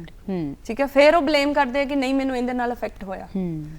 ਗਲਤ ਦਵਾਈ ਹੈ, ਅਗਰ ਤੁਸੀਂ ਗਲਤ ਲਓਗੇ ਉਹ ਮਾੜਾ ਅਸਰ ਕਰੇਗੀ। ਮਾੜਾ ਅਸਰ ਕਰੇਗੀ। ਦੂਸਰੀ ਗੱਲ, ਸਹੀ ਹੋਮਿਓਪੈਥੀ ਤੁਹਾਨੂੰ ਆਰਾਮ ਦਿੰਦੀ ਹੈ, ਤੁਹਾਨੂੰ ਤੁਹਾਡੀ ਜੀਵਨ ਸ਼ੈਲੀ ਨੂੰ ਚੰਗਾ ਕਰਦੀ ਹੈ, ਤੁਹਾਨੂੰ ਕਦੇ ਵੀ ਉਸ ਦਾ ਕੋਈ ਮਾੜਾ ਅਸਰ ਨਹੀਂ ਹੁੰਦਾ। ਬਸ ਸਹੀ ਤਾਲੇ ਨੂੰ ਸਹੀ ਚਾਬੀ ਲੱਗਣੀ ਚਾਹੀਦੀ ਹੈ, ਤੇ ਫਿਰ ਤੁਹਾਨੂੰ ਕਦੇ ਵੀ ਇਸ ਦਾ ਸਾਈਡ ਇਫੈਕਟ ਨਹੀਂ ਹੁੰਦਾ। ਮੈਂ ਤਾਂ ਕਹਿੰਦੀ ਹਾਂ ਤੁਸੀਂ ਹੋਮਿਓਪੈਥੀ ਵੱਲ ਆਓ, ਇੰਨੀ ਖਾਣ ਚ ਈਜ਼ੀ ਹੈਗੀ ਆ। ਬਸ ਇੱਕ ਹੈ ਕਿ ਇੱਕ ਕੁਆਲੀਫਾਈਡ ਡਾਕਟਰ ਕੋਲ ਜਾਓ, ਤੁਸੀਂ ਉਹਨੂੰ ਆਪਣੀ ਚੰਗੀ ਹਿਸਟਰੀ ਦਿਓ, ਕੁਝ ਛੁਪਾਉਣ ਦੀ ਗੱਲ ਨਹੀਂ ਹੈਗੀ। ਔਰ ਪਲੀਜ਼ ਆ ਜਿਹੜੀਆਂ ਤੁਸੀਂ ਮੀਡੀਆ ਤੇ ਦੇਖ ਕੇ ਆਪ ਦਵਾਈਆਂ ਚੁੱਕਦੇ ਹੋ, ਉਹ ਨਾ ਲਓ, ਕਿਉਂਕਿ ਨੀਮ ਹਕੀਮ ਖਤਰਾ ਜਾਣਾ ਹੈ। ਤੇ ਜਦੋਂ ਵੀ ਕਈ ਵਾਰ ਇੱਕਦਮ ਸਮੱਸਿਆ ਹੋ ਜਾਂਦੀ, ਸਾਨੂੰ ਯਕਦਮ ਹੋ ਜਾਂਦੀ ਹੈ, ਸਾਨੂੰ ਬੁਖਾਰ ਹੋ ਜਾਂਦਾ ਹੈ, ਤੇ ਉਹਦੇ ਲਈ ਅਸੀਂ ਫਟਾਫਟ ਐਲੋਪੈਥੀ ਲੈਂਦੇ ਹਾਂ, ਕਿਉਂਕਿ ਸਾਨੂੰ ਲੱਗਦਾ ਕਿ ਐਲੋਪੈਥੀ ਨੇ ਸਾਨੂੰ 1 ਸੈਕਿੰਡ ਦੇ ਵਿੱਚ ਅਸਰ ਕਰ ਦੇਣਾ ਹੈ, ਜਦ ਕਿ ਹੋਮੋਪੈਥੀ ਨਹੀਂ ਕਰੇਗੀ। ਕਿ ਹੋਮੋਪੈਥੀ ਇਸ ਲਈ ਮਦਦਗਾਰ ਹੈ ਕਿ ਜੋ ਸਾਨੂੰ ਇੱਕਦਮ ਬੁਖਾਰ ਹੋਵੇ ਅਸੀਂ ਹੋਮੋਪੈਥੀ ਦਵਾਈ ਲੈ ਸਕਦੇ ਹਾਂ? ਇਹ ਤਾਂ ਆਪਣੇ ਮਨ ਨੂੰ ਸਮਝਾਉਣ ਵਾਲੀ ਗੱਲ ਹੈ। ਤੁਸੀਂ ਆਪਣੇ ਮਨ ਨੂੰ ਸਮਝਾਓ, ਭਰੋਸਾ ਕਰੋ। ਜੇ ਤੁਸੀਂ ਭਰੋਸਾ ਕਰੋਗੇ ਤਾਂ ਇਹ ਵੀ ਓਨਾ ਹੀ ਵਧੀਆ ਅਸਰ ਕਰਦੀ ਹੈ ਜਿੰਨੀ ਇੱਕ ਐਲੋਪੈਥੀ ਅਸਰ ਕਰਦੀ ਹੈ। ਹੁਣ ਕਈ ਬੱਚੇ ਨਹੀਂ ਦਵਾਈ ਲੈਂਦੇ ਅੰਗਰੇਜ਼ੀ, ਉਹਨਾਂ ਨੂੰ ਅਸੀਂ ਹੋਮਿਓਪੈਥੀ ਦਿੰਨੇ ਆ। ਸੋ ਮੈਨੂੰ ਲੱਗਦਾ ਨਹੀਂ ਕਿ ਇਹ ਚੀਜ਼ਾਂ ਕਿਤੇ ਅਫੈਕਟ ਕਰਦੀਆਂ ਹੈਗੀਆਂ ਕਿ ਐਲੋਪੈਥੀ ਜਲਦੀ ਅਸਰ ਕਰਦੀ ਹੈ, ਹੋਮਿਓਪੈਥੀ ਲੇਟ ਅਸਰ ਕਰਦੀ ਹੈ, ਤਾਂ ਕੁਝ ਨਹੀਂ ਹੈ। ਸਭ ਹੀ ਬਹੁਤ ਵਧੀਆ ਅਸਰ ਕਰਦੀਆਂ। ਬਸ ਤੁਸੀਂ ਆਪਣਾ ਮਨ ਇੱਕ ਬਣਾ ਲਓ ਕਿ ਹਾਂ ਮੈਂ ਹੋਮਿਓਪੈਥੀ ਵੱਲ ਜਾਣਾ ਹੈਗਾ, ਤੇ ਹੋਮਿਓਪੈਥੀ ਵੀ ਤੁਹਾਨੂੰ ਓਨਾ ਹੀ ਵਧੀਆ ਇਫੈਕਟ ਦੇਗੀ। ਹੁਣ ਮੈਂ ਤੁਹਾਨੂੰ ਇਹ ਵੀ ਦੱਸਣਾ ਚਾਹਨੀ ਹਾਂ ਕਿ ਸਾਡਾ ਇਤਿਹਾਸ ਗਵਾਹ ਹੈ, ਜਦੋਂ ਇਨਸਾਨ ਦੀ ਜਾਨ, ਜਦੋਂ ਇਨਸਾਨ ਤਰਾਹੀ ਕਰਦਾ, ਜਦੋਂ ਐਪੀਡੈਮਿਕ ਆਈਆਂ, ਜਦੋਂ ਮਹਾਮਾਰੀਆਂ ਆਈਆਂ। ਮੈਨੂੰ ਯਾਦ ਆ ਰਿਹਾ ਕਿ 1812 ਦੇ ਵਿੱਚ ਜਦੋਂ ਹੈਜੇ ਦੀ ਬਿਮਾਰੀ ਆਈ ਸੀਗੀ, 1902 ਦੇ ਵਿੱਚ ਸਮਾਲ ਪੌਕਸ, ਮਾਤਾ ਦੀ ਬਿਮਾਰੀ ਬਹੁਤ ਚੱਲੀ ਸੀ, ਮੋٹے ਦਾਣੇ ਹੁੰਦੇ ਸੀਗੇ। ਤੇ ਹੁਣ ਲੇਟੈਸਟ ਹੀ ਆ, ਪਿਛਲੇ ਸਾਲਾਂ ਦੇ ਵਿੱਚ ਕਰੋਨਾ ਆਇਆ। ਠੀਕ ਹੈ, ਉਦੋਂ ਸਭ ਨੇ ਹੋਮੋਪੈਥੀ ਵਰਤੀ। ਸੁਣਿਆ ਵੀ ਹੈ ਮੈਂ ਕਿ ਕਰੋਨਾ ਦੇ ਵਿੱਚ ਨਾ ਉਸ ਤੋਂ ਬਾਅਦ ਬਹੁਤ ਇਹਦਾ ਪ੍ਰਚਲਨ ਹੋਣ ਲੱਗ ਗਿਆ, ਲੋਕ ਹੋਮੋਪੈਥੀ ਲੈਣ ਲੱਗੇ। ਕੀ ਰੀਜ਼ਨ ਇਹਦਾ? ਇਹੀ ਤਾਂ ਰੀਜ਼ਨ ਹੈ, ਜਦੋਂ ਬੰਦੇ ਨੂੰ ਮੌਤ ਦਿਖਦੀ ਸੀਗੀ ਉਦੋਂ ਹੋਮਿਓਪੈਥੀ ਉਹਨੂੰ ਬਚਾ ਲਿਆਈ ਸੀ। ਬਚਾ ਲਿਆਈ ਸੀ। ਇਤਿਹਾਸ ਗਵਾਇਆ ਇਹਨਾਂ ਚੀਜ਼ਾਂ ਦਾ। ਠੀਕ ਹੈ, ਸਪੈਨਿਸ਼ ਫਲੂ ਆਇਆ, ਇੱਕ ਫਲੂ ਸੀਗਾ ਉਸ ਟਾਈਮ ਤੇ, ਮੈਨਿੰਜਾਈਟਿਸ ਜਿਹਨੂੰ ਅਸੀਂ ਦਿਮਾਗ ਦੇ ਸੋਜ ਦੀ ਬਿਮਾਰੀ ਕਹਿੰਦੇ ਆ। ਵੀ ਪਿੱਛੇ ਅਗਰ ਅਸੀਂ ਹਿਸਟਰੀਆਂ ਦੇਖੀ ਜਾਈਏ ਨਾ, ਤੇ ਬੰਦੇ ਜਦੋਂ ਮਰ ਰਹੇ ਸੀਗੇ ਤੇ ਉਦੋਂ ਹੋਮਿਓਪੈਥੀ ਹੀ ਮੌਤ ਦੇ ਮੂੰਹ ਚੋਂ ਬੰਦਿਆਂ ਨੂੰ ਕੱਢ ਕੇ ਲਿਆਈ ਹੈ। ਤੁਸੀਂ ਦੇਖਿਆ ਹੋਣਾ ਕੋਵਿਡ ਦੇ ਟਾਈਮ ਸਰਕਾਰ ਨੇ ਮਾਨਤਾ ਦਿੱਤੀ ਸੀ ਕਿ ਸਾਰੇ ਜਣੇ ਆਰਸੈਨਿਕ ਲਓ, ਕਿਉਂਕਿ ਉਹ ਇੱਕ ਐਪੀਡੈਮਿਕ ਮੈਡੀਸਨ ਵਜੋਂ ਚੂਜ਼ ਕਰ ਲਈ ਗਈ ਸੀਗੀ। ਤੇ ਤੁਸੀਂ ਇਹ ਵੀ ਦੇਖਿਆ ਹੋਣਾ ਕਿ ਬਾਹਰ ਲੋਕ ਜ਼ਿਆਦਾ ਮਰ ਰਹੇ ਸੀ, ਆਪਣੇ ਫਿਰ ਵੀ ਇਹ ਐਜ਼ ਇਮਿਊਨਿਟੀ ਬੂਸਟਰ ਇਹਨਾਂ ਨੇ ਜਿਨ੍ਹਾਂ ਨੇ ਯੂਜ਼ ਕੀਤੀ ਹੈ ਉਹ ਬਹੁਤ ਵਧੀਆ ਰਹੇ। ਆਯੁਰਵੇਦ ਦੇ ਕਾੜੇ ਪੀਂਦੇ ਸੀਗੇ ਜਿਹੜੇ ਲੋਕ, ਤਾਂ ਸਾਡੇ ਲੋਕ ਤਾਂ ਫਿਰ ਵੀ ਬਹੁਤ ਅੱਛੇ ਰਹੇ ਇਹਨਾਂ ਚੀਜ਼ਾਂ ਦੇ ਵਿੱਚ। ਸੋ ਮੈਨੂੰ ਲੱਗਦਾ ਨਹੀਂ ਕਿ ਹੋਮਿਓਪੈਥੀ ਕਿਤੇ ਲੇਟ ਹੈ। ਹੋਮਿਓਪੈਥੀ ਸਗੋਂ ਮਰਦੇ ਨੂੰ ਬਚਾਉਂਦੀ ਹੈ। ਤੇ ਰੂਟੀਨ ਦੇ ਵਿੱਚ ਤੁਹਾਡੇ ਕੋਲ ਅਲੱਗ-ਅਲੱਗ ਤਰ੍ਹਾਂ ਦੇ ਪੇਸ਼ੈਂਟ ਆਉਂਦੇ ਹੋਣਗੇ, ਤੇ ਜਿਹਦੇ ਵਿੱਚ ਐਲਰਜੀ ਦੀ ਗੱਲ ਕਰ ਲਵਾਂ ਮੈਂ, ਤੇ ਬਹੁਤ ਸਾਰੀਆਂ ਐਲਰਜੀ ਦੀ ਪ੍ਰੋਬਲਮ ਲੋਕਾਂ ਨੂੰ ਰਹਿੰਦੀਆਂ ਨੇ। ਕਿਸ ਤਰੀਕੇ ਦੀ ਐਲਰਜੀ ਦੀ ਸਮੱਸਿਆ, ਕਿੰਨੇ ਤਰ੍ਹਾਂ ਦੀ ਐਲਰਜੀ ਜਿਹੜੀ ਹੈ ਲੋਕਾਂ ਨੂੰ ਸਮੱਸਿਆ ਆਉਂਦੀ ਹੈ? ਸੋ ਵੀ ਪਹਿਲਾਂ ਆਪਾਂ ਗੱਲ ਕਰਦੇ ਹਾਂ ਕਿ ਐਲਰਜੀ ਬੇਸਿਕਲੀ ਹੈ ਕੀ। ਠੀਕ ਹੈ, ਐਲਰਜੀ ਕੀ ਹੁੰਦਾ? ਬੰਦੇ ਦੀ ਜਿਹੜੀ ਇਮਿਊਨਿਟੀ ਘਟ ਗਈ। ਠੀਕ ਹੈ, ਬੰਦਾ ਸਾਹ ਲੈ ਰਿਹਾ ਜਿਹੜੀ ਹਵਾ ਦੇ ਵਿੱਚ, ਉਹ ਵੀ ਉਹਨੂੰ ਜ਼ਹਿਰ ਲੱਗਣ ਲੱਗ ਗਈ। ਬੰਦਾ ਰੋਟੀ ਖਾ ਰਿਹਾ, ਉਹ ਵੀ ਉਹਨੂੰ ਜ਼ਹਿਰ ਲੱਗਣ ਲੱਗ ਗਿਆ। ਸੋ ਉਹਨੂੰ ਐਲਰਜੀ ਹੋ ਗਈ। ਬੰਦਾ ਧੁੱਪੇ ਜਾ ਰਿਹਾ ਸੀਗਾ, ਉਹ ਧੁੱਪ ਦੇ ਨਾਲ ਉਹਨੂੰ ਖਾਜ ਹੁੰਦੀ ਆ, ਸੋ ਉਹਨੂੰ ਐਲਰਜੀ ਹੋ ਗਈ। ਸੋ ਇਹਦੇ ਵਿੱਚ ਕੀ ਹੁੰਦਾ ਕਿ ਮੈਂ ਜਿਵੇਂ ਅੱਗੇ ਵੀ ਤੁਹਾਨੂੰ ਦੱਸਿਆ ਕਿ ਸਾਡੀ ਜਿਹੜੀ ਸਰੀਰ ਨੂੰ ਚਲਾਉਂਦੀ ਹੈ ਉਹ ਵਾਈਟਲ ਫੋਰਸ ਆ। ਤੁਹਾਡੀ ਵਾਈਟਲ ਫੋਰਸ ਹੈ, ਤੁਹਾਡੀਆਂ ਬਾਹਰਲੀਆਂ ਚੀਜ਼ਾਂ ਕਰਕੇ, ਤੁਹਾਡਾ ਸਟ੍ਰੈਸ ਹੈ, ਫਿਜ਼ੀਕਲ ਇਨਵਾਇਰਨਮੈਂਟ ਕਰਕੇ ਹੋ ਗਿਆ। ਠੀਕ ਹੈ, ਕੁਝ ਤੁਹਾਡੇ ਆਪ ਦੀਆਂ ਹੀ ਗਲਤੀਆਂ ਕਰਕੇ, ਠੀਕ ਹੈ, ਉਹ ਕੀ ਹੈ, ਉਹ ਖਰਾਬ ਹੋ ਗਈ, ਬੰਦਾ ਬਿਮਾਰ ਹੋ ਗਿਆ, ਤੁਹਾਡੀ ਇਮਿਊਨਿਟੀ ਵੀਕ ਹੋ ਗਈ। ਠੀਕ ਹੈ, ਵਾਈਟਲ ਫੋਰਸ ਡਾਊਨ ਚਲੇਗੀ। ਬਿਮਾਰੀਆਂ ਆ ਗਈਆਂ। ਬਿਮਾਰੀਆਂ ਕੀ ਆਈਆਂ ਕਿ ਇੱਕ ਬੱਚਾ ਸੀਗਾ, ਉਹਨੂੰ ਰੋਟੀ ਨਹੀਂ ਹੁਣ ਪਚ ਰਹੀ, ਉਹਦੇ ਮਾਪਿਓ ਰੋਟੀ ਖਾਂਦੇ ਆ, ਠੀਕ ਹੈ, ਅਕਸਰ ਨੂੰ ਮਾਂ ਦੇ ਪੇਟ ਚੋਂ ਨਿਕਲਿਆ, ਉਹਨੂੰ ਰੋਟੀ ਕਿਉਂ ਨਹੀਂ ਪਚ ਰਹੀ, ਅਸੀਂ ਉਹਨੂੰ ਕਹਤੇ ਇਹਨੂੰ ਕਣਕ ਤੋਂ ਅਲਰਜੀ ਹੋ ਗਈ, ਠੀਕ ਹੈ। ਇੱਕ ਬੱਚਾ ਹੈ ਜੇ ਉਹ ਬਾਹਰ ਜਾਂਦਾ ਹੈ ਤਾਂ ਉਹਨੂੰ ਪੰਪ ਲੈਣਾ ਪੈਂਦਾ ਹੈ, ਅਸੀਂ ਕਹਿੰਦੇ ਆ ਕਿ ਇਦਾਂ ਦੀ ਕੀ ਗੱਲ ਹੋ ਗਈ ਜਿਹੜੇ ਤੈਨੂੰ ਪੰਪ ਲੈਣਾ ਪੈ ਰਿਹਾ। ਸੋ ਅਲਰਜੀ ਬੇਸਿਕਲੀ ਹੈ ਕਿ ਤੁਹਾਡੀ ਇਮਿਊਨ ਸਿਸਟਮ ਡਾਊਨ ਗਿਆ, ਠੀਕ ਹੈ, ਜਿਸ ਨਾਲ ਕੀ ਤੁਹਾਨੂੰ ਅਲਰਜੀ ਹੋ ਗਈ। ਸੋ ਜਿਹੜੀ ਸਾਡੀ ਦਵਾਈ ਹੁੰਦੀ ਹੈ, ਅਸੀਂ ਇਹਨੂੰ ਕੀ ਕਹਿੰਦੇ, ਅਸੀਂ ਇਹਨੂੰ ਵਾਈਟਲ ਫੋਰਸ ਨੂੰ ਸਟਰੋਂਗ ਕਰਦੇ ਹਾਂ। ਇਹ ਜਿਹੜੀ ਇੰਨੀ ਵੀਕ ਹੋ ਗਈ ਆ, ਸਾਡੀ ਦਵਾਈ ਇਹਨੂੰ ਕੀ ਆ ਅੰਦਰੋਂ ਸਟਰੋਂਗ ਕਰਦੀ ਹੈ। ਅਸੀਂ ਇੱਕ ਸਮਾਂਤਰ ਦਵਾਈ ਅਸੀਂ ਦਿੰਨੇ ਆ, ਠੀਕ ਹੈ, ਜਿੰਦੇ ਨਾਲ ਇਹ ਠੀਕ ਹੁੰਦੀ ਹੈ, ਜਿਸ ਨਾਲ ਕੀ ਹੈ ਬੰਦੇ ਜਿਹੜਾ ਅੰਦਰਲਾ ਸਿਸਟਮ ਠੀਕ ਹੁੰਦਾ, ਅਲਰਜੀ ਠੀਕ ਹੁੰਦੀ ਹੈ। ਐਨਰਜੀ ਠੀਕ ਹੁੰਦੀ ਹੈ। ਕਣਕ ਦੀ ਅਲਰਜੀ ਦੇ ਹੋਮਿਓਪੈਥੀ 'ਚ ਬਹੁਤ ਅੱਛੇ ਇਫੈਕਟ ਹੈ, ਠੀਕ ਹੈ। ਦਮੇ ਦੇ ਮਰੀਜ਼ ਹੈ, ਛੋਟੇ ਛੋਟੇ ਬੱਚੇ ਆ, ਉਹਨਾਂ ਦਾ ਵੀ ਬਹੁਤ ਅੱਛਾ ਇਲਾਜ ਹੁੰਦਾ, ਠੀਕ ਹੈ। ਔਰਤਾਂ ਦੇ ਵਿੱਚ ਅਸੀਂ ਦੇਖਦੇ ਹਾਂ ਕਿ ਸਕਿਨ ਦੀਆਂ ਪ੍ਰੋਬਲਮਸ ਹੁੰਦੀਆਂ, ਉਹਨਾਂ ਦਾ ਇਲਾਜ ਬਹੁਤ ਵਧੀਆ ਹੋਮਿਓਪੈਥੀ ਦੇ ਵਿੱਚ ਸਕਿਨ ਦੀ ਗੱਲ ਤੁਸੀਂ ਕਰ ਰਹੇ ਹੋ ਤੇ ਕਹਿੰਦੇ ਕਿ ਸਕਿਨ ਦੀ ਸਮੱਸਿਆ ਦੇ ਲਈ ਜਿਹੜੇ ਹੋਮਿਓਪੈਥੀ ਹੈ 100% ਮਤਲਬ ਕਿ 100% ਇਲਾਜ ਹੈ ਇਹਦਾ, ਜੜ ਤੋਂ ਖਤਮ ਕਰ ਦਿੰਦੀ ਹੈ ਸਮੱਸਿਆ ਨੂੰ। ਕੀ ਇਹ ਵੀ ਸੱਚ ਗੱਲ ਹੈ? ਇਹ ਬਿਲਕੁਲ ਸੱਚ ਹੈ। ਮੈਂ ਸਟਾਰਟ ਕਰੂੰਗੀ ਕਿ ਸਾਡੀ ਜਿਹੜੀ ਚਮੜੀ ਹੈ, ਸਾਡੀ ਸਭ ਤੋਂ ਵੱਡਾ ਅੰਗ ਹੈ, ਸਾਡੇ ਸਰੀਰ ਦਾ ਸਭ ਤੋਂ ਵੱਡਾ ਅੰਗ ਹੈ। ਸਾਡੀ ਚਮੜੀ ਰੱਬ ਨੇ ਇੰਨੀ ਵਧੀਆ ਬਣਾਈ ਹੈ, ਇਹਦੇ ਤੇ ਤੇਲ ਹੈਗੇ ਆ, ਨਮੀ ਹੈ ਇਹਦੇ ਵਿੱਚ, ਜਿਹਦੇ ਨਾਲ ਕੀ ਹੈਗਾ ਸਾਡੀ ਕੋਈ ਵੀ ਬਾਹਰਲਾ ਬੈਕਟੀਰੀਆ, ਕੁਝ ਵਾਇਰਸ ਹੈ, ਸਭ ਉੱਪਰ ਚਿਪਕ ਜਾਣਾ, ਅੰਦਰ ਨਹੀਂ ਜਾਂਦਾ। ਪਰ ਅੱਜ ਕੱਲ ਹੋ ਕੀ ਰਿਹਾ, ਅਸੀਂ ਕੀ ਕਰਦੇ ਆ, ਰੋਜ਼ ਇਹਨੂੰ ਰਗੜਦੇ ਆ ਚੰਗੀ ਤਰ੍ਹਾਂ। ਪਹਿਲਾਂ ਤਾਂ ਅਸੀਂ ਇਹਨੂੰ ਸਾਬਣ ਨਾਲ ਰਗੜਦੇ ਆ, ਇਹਨੂੰ ਖੁਸ਼ ਕਰ ਦਿੰਨੇ ਆ, ਠੀਕ ਹੈ। ਜਦ ਕਿ ਸਾਬਣ ਪਹਿਲੇ ਲੋਕਾਂ ਲਈ ਬਣੀ ਸੀਗੀ, ਜਿੱਦਾਂ ਮੈਂ ਗੱਲ ਕੀਤੀ ਹੈ 17ਵੀਂ 18ਵੀਂ, ਜਦੋਂ ਲੋਕ ਸਾਰੇ ਮਿੱਟੀ ਦਾ ਕੰਮ ਕਰਦੇ ਹੁੰਦੇ ਸੀਗੇ, ਹਨਾ, ਉਸ ਟਾਈਮ ਤੇ ਉਹਨਾਂ ਨੂੰ ਲੋੜ ਹੁੰਦੀ ਸੀਗੀ। ਹੁਣ ਅਸੀਂ ਤਾਂ ਘਰਾਂ 'ਚ, ਪੱਕੇ ਘਰਾਂ 'ਚ ਰਹਿੰਦੇ ਆ। ਸੋ ਕੀ ਹੁੰਦਾ ਹੈ ਕਿ ਸਾਬਣ ਰਗੜ ਕੇ ਅਸੀਂ ਆਪਣੀ ਸਕਿਨ ਡਰਾਈ ਕਰ ਲਈ, ਪਹਿਲਾ ਡਿਫੈਂਸ ਅਸੀਂ ਆਪ ਖਰਾਬ ਕਰ ਰਹੇ ਹਾਂ। ਫਿਰ ਅਸੀਂ ਕੀ ਕੀਤਾ, ਟਾਵਲ ਲੈ ਕੇ ਉਹਨੂੰ ਚੰਗੀ ਤਰ੍ਹਾਂ ਰਗੜ ਦਿੱਤਾ, ਉਹਦੇ ਨਾਲ ਅਸੀਂ ਕੀ ਹੁੰਦਾ, ਤੇਲ ਕੱਢਤਾ। ਹੁਣ ਅਸੀਂ ਕੀ ਉਹਨੂੰ ਕਹਤਾ, ਅਸੀਂ ਖੁਦ ਸਕਿਨ ਨੂੰ ਕਿਹਾ ਕਿ ਚੱਲ ਅੰਦਰ ਚੱਲ ਬਿਮਾਰੀਆਂ, ਚਲੋ ਅੰਦਰ ਚਲੋ ਬਿਮਾਰੀਆਂ। ਸੋ ਦੇਖਦੇ ਹੋ ਤੁਸੀਂ ਕਿੰਨੇ ਲੋਕਾਂ ਨੂੰ ਸੋਰਾਇਸਿਸ ਦੀ ਪ੍ਰੋਬਲਮ ਹੋ ਰਹੀ ਹੈ, ਚੰਬਲ ਰੋਗ ਕਿੰਨੇ ਲੋਕਾਂ ਨੂੰ ਹੋ ਰਿਹਾ, ਠੀਕ ਹੈ। ਲੇਡੀਜ਼ ਆ ਬਰਤਨ ਨਹੀਂ ਸਾਫ਼ ਕਰ ਪਾਉਂਦੀਆਂ, ਠੀਕ ਹੈ। ਤੇ ਕਈ ਲੋਕ ਹੈਗੇ ਕੱਪੜੇ ਚੇਂਜ ਕਰਦੇ, ਉਹਨਾਂ ਨਾਲ ਹੀ ਖਾਜ ਸ਼ੁਰੂ ਹੋ ਜਾਂਦੀ ਹੈ। ਸੋ ਕਿਤੇ ਨਾ ਕਿਤੇ ਕਾਰਨ ਇਹ ਹੀ ਹੈ। ਸੋ ਅਸੀਂ ਇਹਦੇ ਬਸ ਕਾਰਨ ਵਾਲੀ ਅਸੀਂ ਜਾਣਾ ਹੁੰਦਾ। ਅੱਛਾ, ਇਹ ਵੀ ਹੈ ਕਿ ਤਣਾਅ ਬਹੁਤ ਵੱਡੀ ਚੀਜ਼ ਹੈ। ਜਦੋਂ ਬੱਚਾ ਵੀ ਹੋ ਸਕਦਾ ਹੈ ਜਾਂ ਕੋਈ ਵੱਡਾ, ਜਦੋਂ ਜ਼ਿਆਦਾ ਸੋਚਦਾ, ਜਿੰਨਾ ਉਹ ਜ਼ਿਆਦਾ ਸੋਚਦਾ ਹੈਗਾ, ਉਹਨੂੰ ਉਨੀ ਈਚਿੰਗ ਜ਼ਿਆਦਾ ਹੁੰਦੀ ਹੈ। ਅਕਸਰ ਹੀ ਸਾਡੇ ਕੋਲ ਪੇਸ਼ੈਂਟ ਕੰਪਲੇਂਟ ਕਰਦੇ, ਸਪੈਸ਼ਲੀ ਸੋਰੀਐਸਿਸ ਦੇ ਪੇਸ਼ੈਂਟ ਕਹਿੰਦਾ ਕਿ ਮੈਂ ਫਲਾਣੇ ਕੋਲ ਨਾ ਕਿਸ਼ਤ ਲੈਣ ਜਾਣਾ ਸੀਗਾ ਤੇ ਬਸ ਮੇਰਾ ਤਾਂ ਪਿੰਡਾ ਹੀ ਲਾਲ ਹੋ ਗਿਆ। ਤਾਂ ਉਹ ਕਾਰਨ ਕੀ ਹੈ, ਕਿਤੇ ਨਾ ਕਿਤੇ ਇੱਥੇ ਪ੍ਰੋਬਲਮ ਹੈ ਤੇ ਤੁਹਾਡੀ ਸਕਿਨ ਤੇ ਆ ਗਈ। ਜਿਵੇਂ ਹੁਣ ਆਪਾਂ ਵਾਈਵਾ ਦੇਖਦੇ ਹਾਂ, ਬੱਚੇ ਅੱਜ ਕੱਲ ਜਿਵੇਂ ਸਕੂਲ ਦੇ ਹੈ ਨਾ, ਉਹਨਾਂ ਦਾ ਓਰਲ ਐਗਜ਼ਾਮ ਹੋਣਾ, ਅੰਦਰ ਐਗਜ਼ਾਮੀਨਰ ਬੈਠਾ ਹੋਇਆ ਤੇ ਬਾਹਰ ਬੱਚਿਆਂ ਨੂੰ ਕਿਸੇ ਨੂੰ ਵੋਮਿਟਿੰਗ ਆਉਣ ਲੱਗ ਜਾਂਦੀ ਹੈ, ਕਿਸੇ ਨੂੰ ਲੂਜ਼ ਮੋਸ਼ਨ ਸਟਾਰਟ ਹੋ ਜਾਂਦੇ, ਕਿਸੇ ਨੂੰ ਘਬਰਾਹਟ, ਤੇ ਕੋਈ ਵਿਚਾਰਾ ਡੇਗੀ ਜਾਂਦਾ। ਸੋ ਕਿਤੇ ਨਾ ਕਿਤੇ ਇੱਥੇ ਸੋਚ ਦੇ ਉੱਤੇ ਕਿਤੇ ਨਾ ਕਿਤੇ ਕਾਰਨ ਟਿਕਿਆ ਹੁੰਦਾ, ਜਿਸ ਨਾਲ ਸਾਡੀ ਪੂਰੀ ਬਾਡੀ ਇਫੈਕਟ ਹੁੰਦੀ।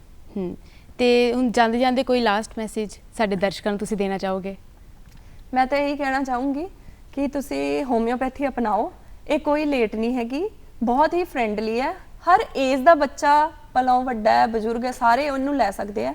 ਜੇ ਤੁਸੀਂ ਐਲੋਪੈਥੀ ਦਵਾਈ ਲੈਂਦੇ ਹੋ ਤਾਂ ਵੀ ਤੁਸੀਂ ਨਾਲ ਹੋਮਿਓਪੈਥੀ ਯੂਜ਼ ਕਰ ਸਕਦੇ ਹੋ। ਕਈ ਵਾਰੀ ਇਹ ਹੁੰਦਾ ਕਿ ਕਈ ਸ਼ੂਗਰ ਦੇ ਪੇਸ਼ੈਂਟ ਹੈ, ਕਈ ਬੀਪੀ ਦੇ ਪੇਸ਼ੈਂਟ, ਉਹਨਾਂ ਦਾ ਐਲੋਪੈਥੀ ਲੈਣ ਦੇ ਬਾਵਜੂਦ ਵੀ ਇੱਕ ਸਟੇਜ ਆਂਦੀ ਹੈ ਕਿ ਉਹਨਾਂ ਦਾ ਕੰਟਰੋਲ ਨਹੀਂ ਹੁੰਦਾ, ਨਾ ਬੀਪੀ ਨਾ ਸ਼ੂਗਰ। ਤੁਸੀਂ ਨਾਲ ਹੋਮਿਓਪੈਥੀ ਲਓ, ਤੁਹਾਡਾ ਬਿਲਕੁਲ ਕੰਟਰੋਲ ਹੋ ਜਾਏਗਾ। ਤੇ ਆਪਣਾ ਹੈਲਦੀ ਫੂਡ ਲਓ, ਔਰ ਸਪੈਸ਼ਲੀ ਆਪਣੀ ਬੈਲੀ ਫੈਟ ਇਹਨੂੰ ਰਿਡਿਊਸ ਕਰੋ, ਕਿਉਂਕਿ ਜਿਹੜੀ ਤੁਹਾਡੀ ਆ ਜਿਹੜੀ ਪੇਟ ਤੇ ਚਰਬੀ ਚੜੀ ਹੈ 100 ਬਿਮਾਰੀਆਂ ਦਾ ਘਰ ਹੈ। ਔਰ ਆਪਣੇ ਖਾਣੇ ਦੇ ਵਿੱਚ ਸਾਰੇ ਤਰ੍ਹਾਂ ਦੇ ਕਲਰ ਐਡ ਕਰੋ, ਜਿਹਦੇ ਨਾਲ ਕਿ ਤੁਹਾਡੀ ਜ਼ਿੰਦਗੀ ਵੀ ਰੰਗ ਬਰੰਗੀ ਰਹੇਗੀ ਤੇ ਤੁਸੀਂ ਹੈਲਦੀ ਵੀ ਰਹੋਗੇ। ਸਾਡੇ ਸਟੂਡੀਓ ਦੇ ਵਿੱਚ ਅੱਜ ਸਾਡੇ ਮੈਮ ਆਏ ਤੇ ਤੁਸੀਂ ਸਾਨੂੰ ਬਹੁਤ ਚੰਗੇ ਤਰੀਕੇ ਦੇ ਨਾਲ ਜਾਣੂ ਕਰਾਇਆ ਹੋਮਿਓਪੈਥੀ ਤੋਂ, ਤੇ ਮੈਨੂੰ ਲੱਗਦਾ ਸਾਡੇ ਦਰਸ਼ਕ ਵੀ ਚੰਗੇ ਤਰੀਕੇ ਦੇ ਨਾਲ ਸਮਝ ਗਏ ਹੋਣਗੇ। ਤੇ ਇਸੇ ਦੇ ਨਾਲ ਹੀ ਤੁਹਾਡਾ ਬਹੁਤ ਬਹੁਤ ਧੰਨਵਾਦ ਸਾਡੇ ਸਟੂਡੀਓ ਦੇ ਵਿੱਚ ਆਉਣ ਦੇ ਲਈ। ਦਰਸ਼ਕਾਂ ਦਾ ਵੀ ਬਹੁਤ ਬਹੁਤ ਧੰਨਵਾਦ। ਲਹਿੰਗੇ ਦਾ ਲੱਕ ਉਹ ਭਾਰ ਨਾ ਸਹਿੰਦਾ, ਉਹ ਪਤਲਾ ਲੱਕ ਤੇ 7 ਗਜ ਲਹਿੰਗਾ, ਲਹਿੰਗੇ ਦਾ ਲੱਕ ਭਾਰ ਨਾ ਸਹਿੰਦਾ।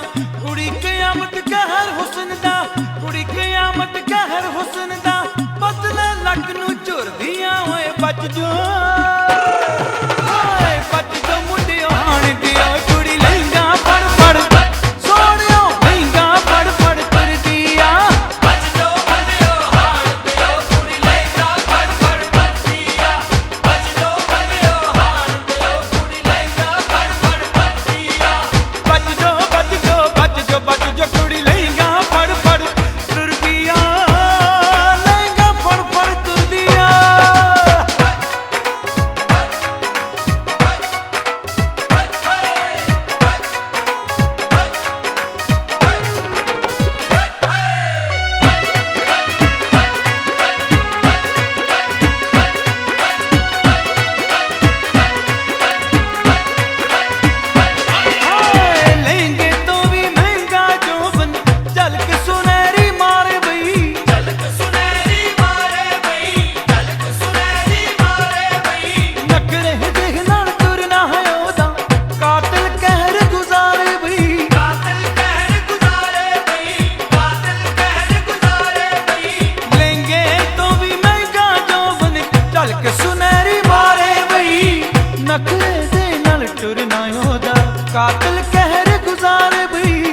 बात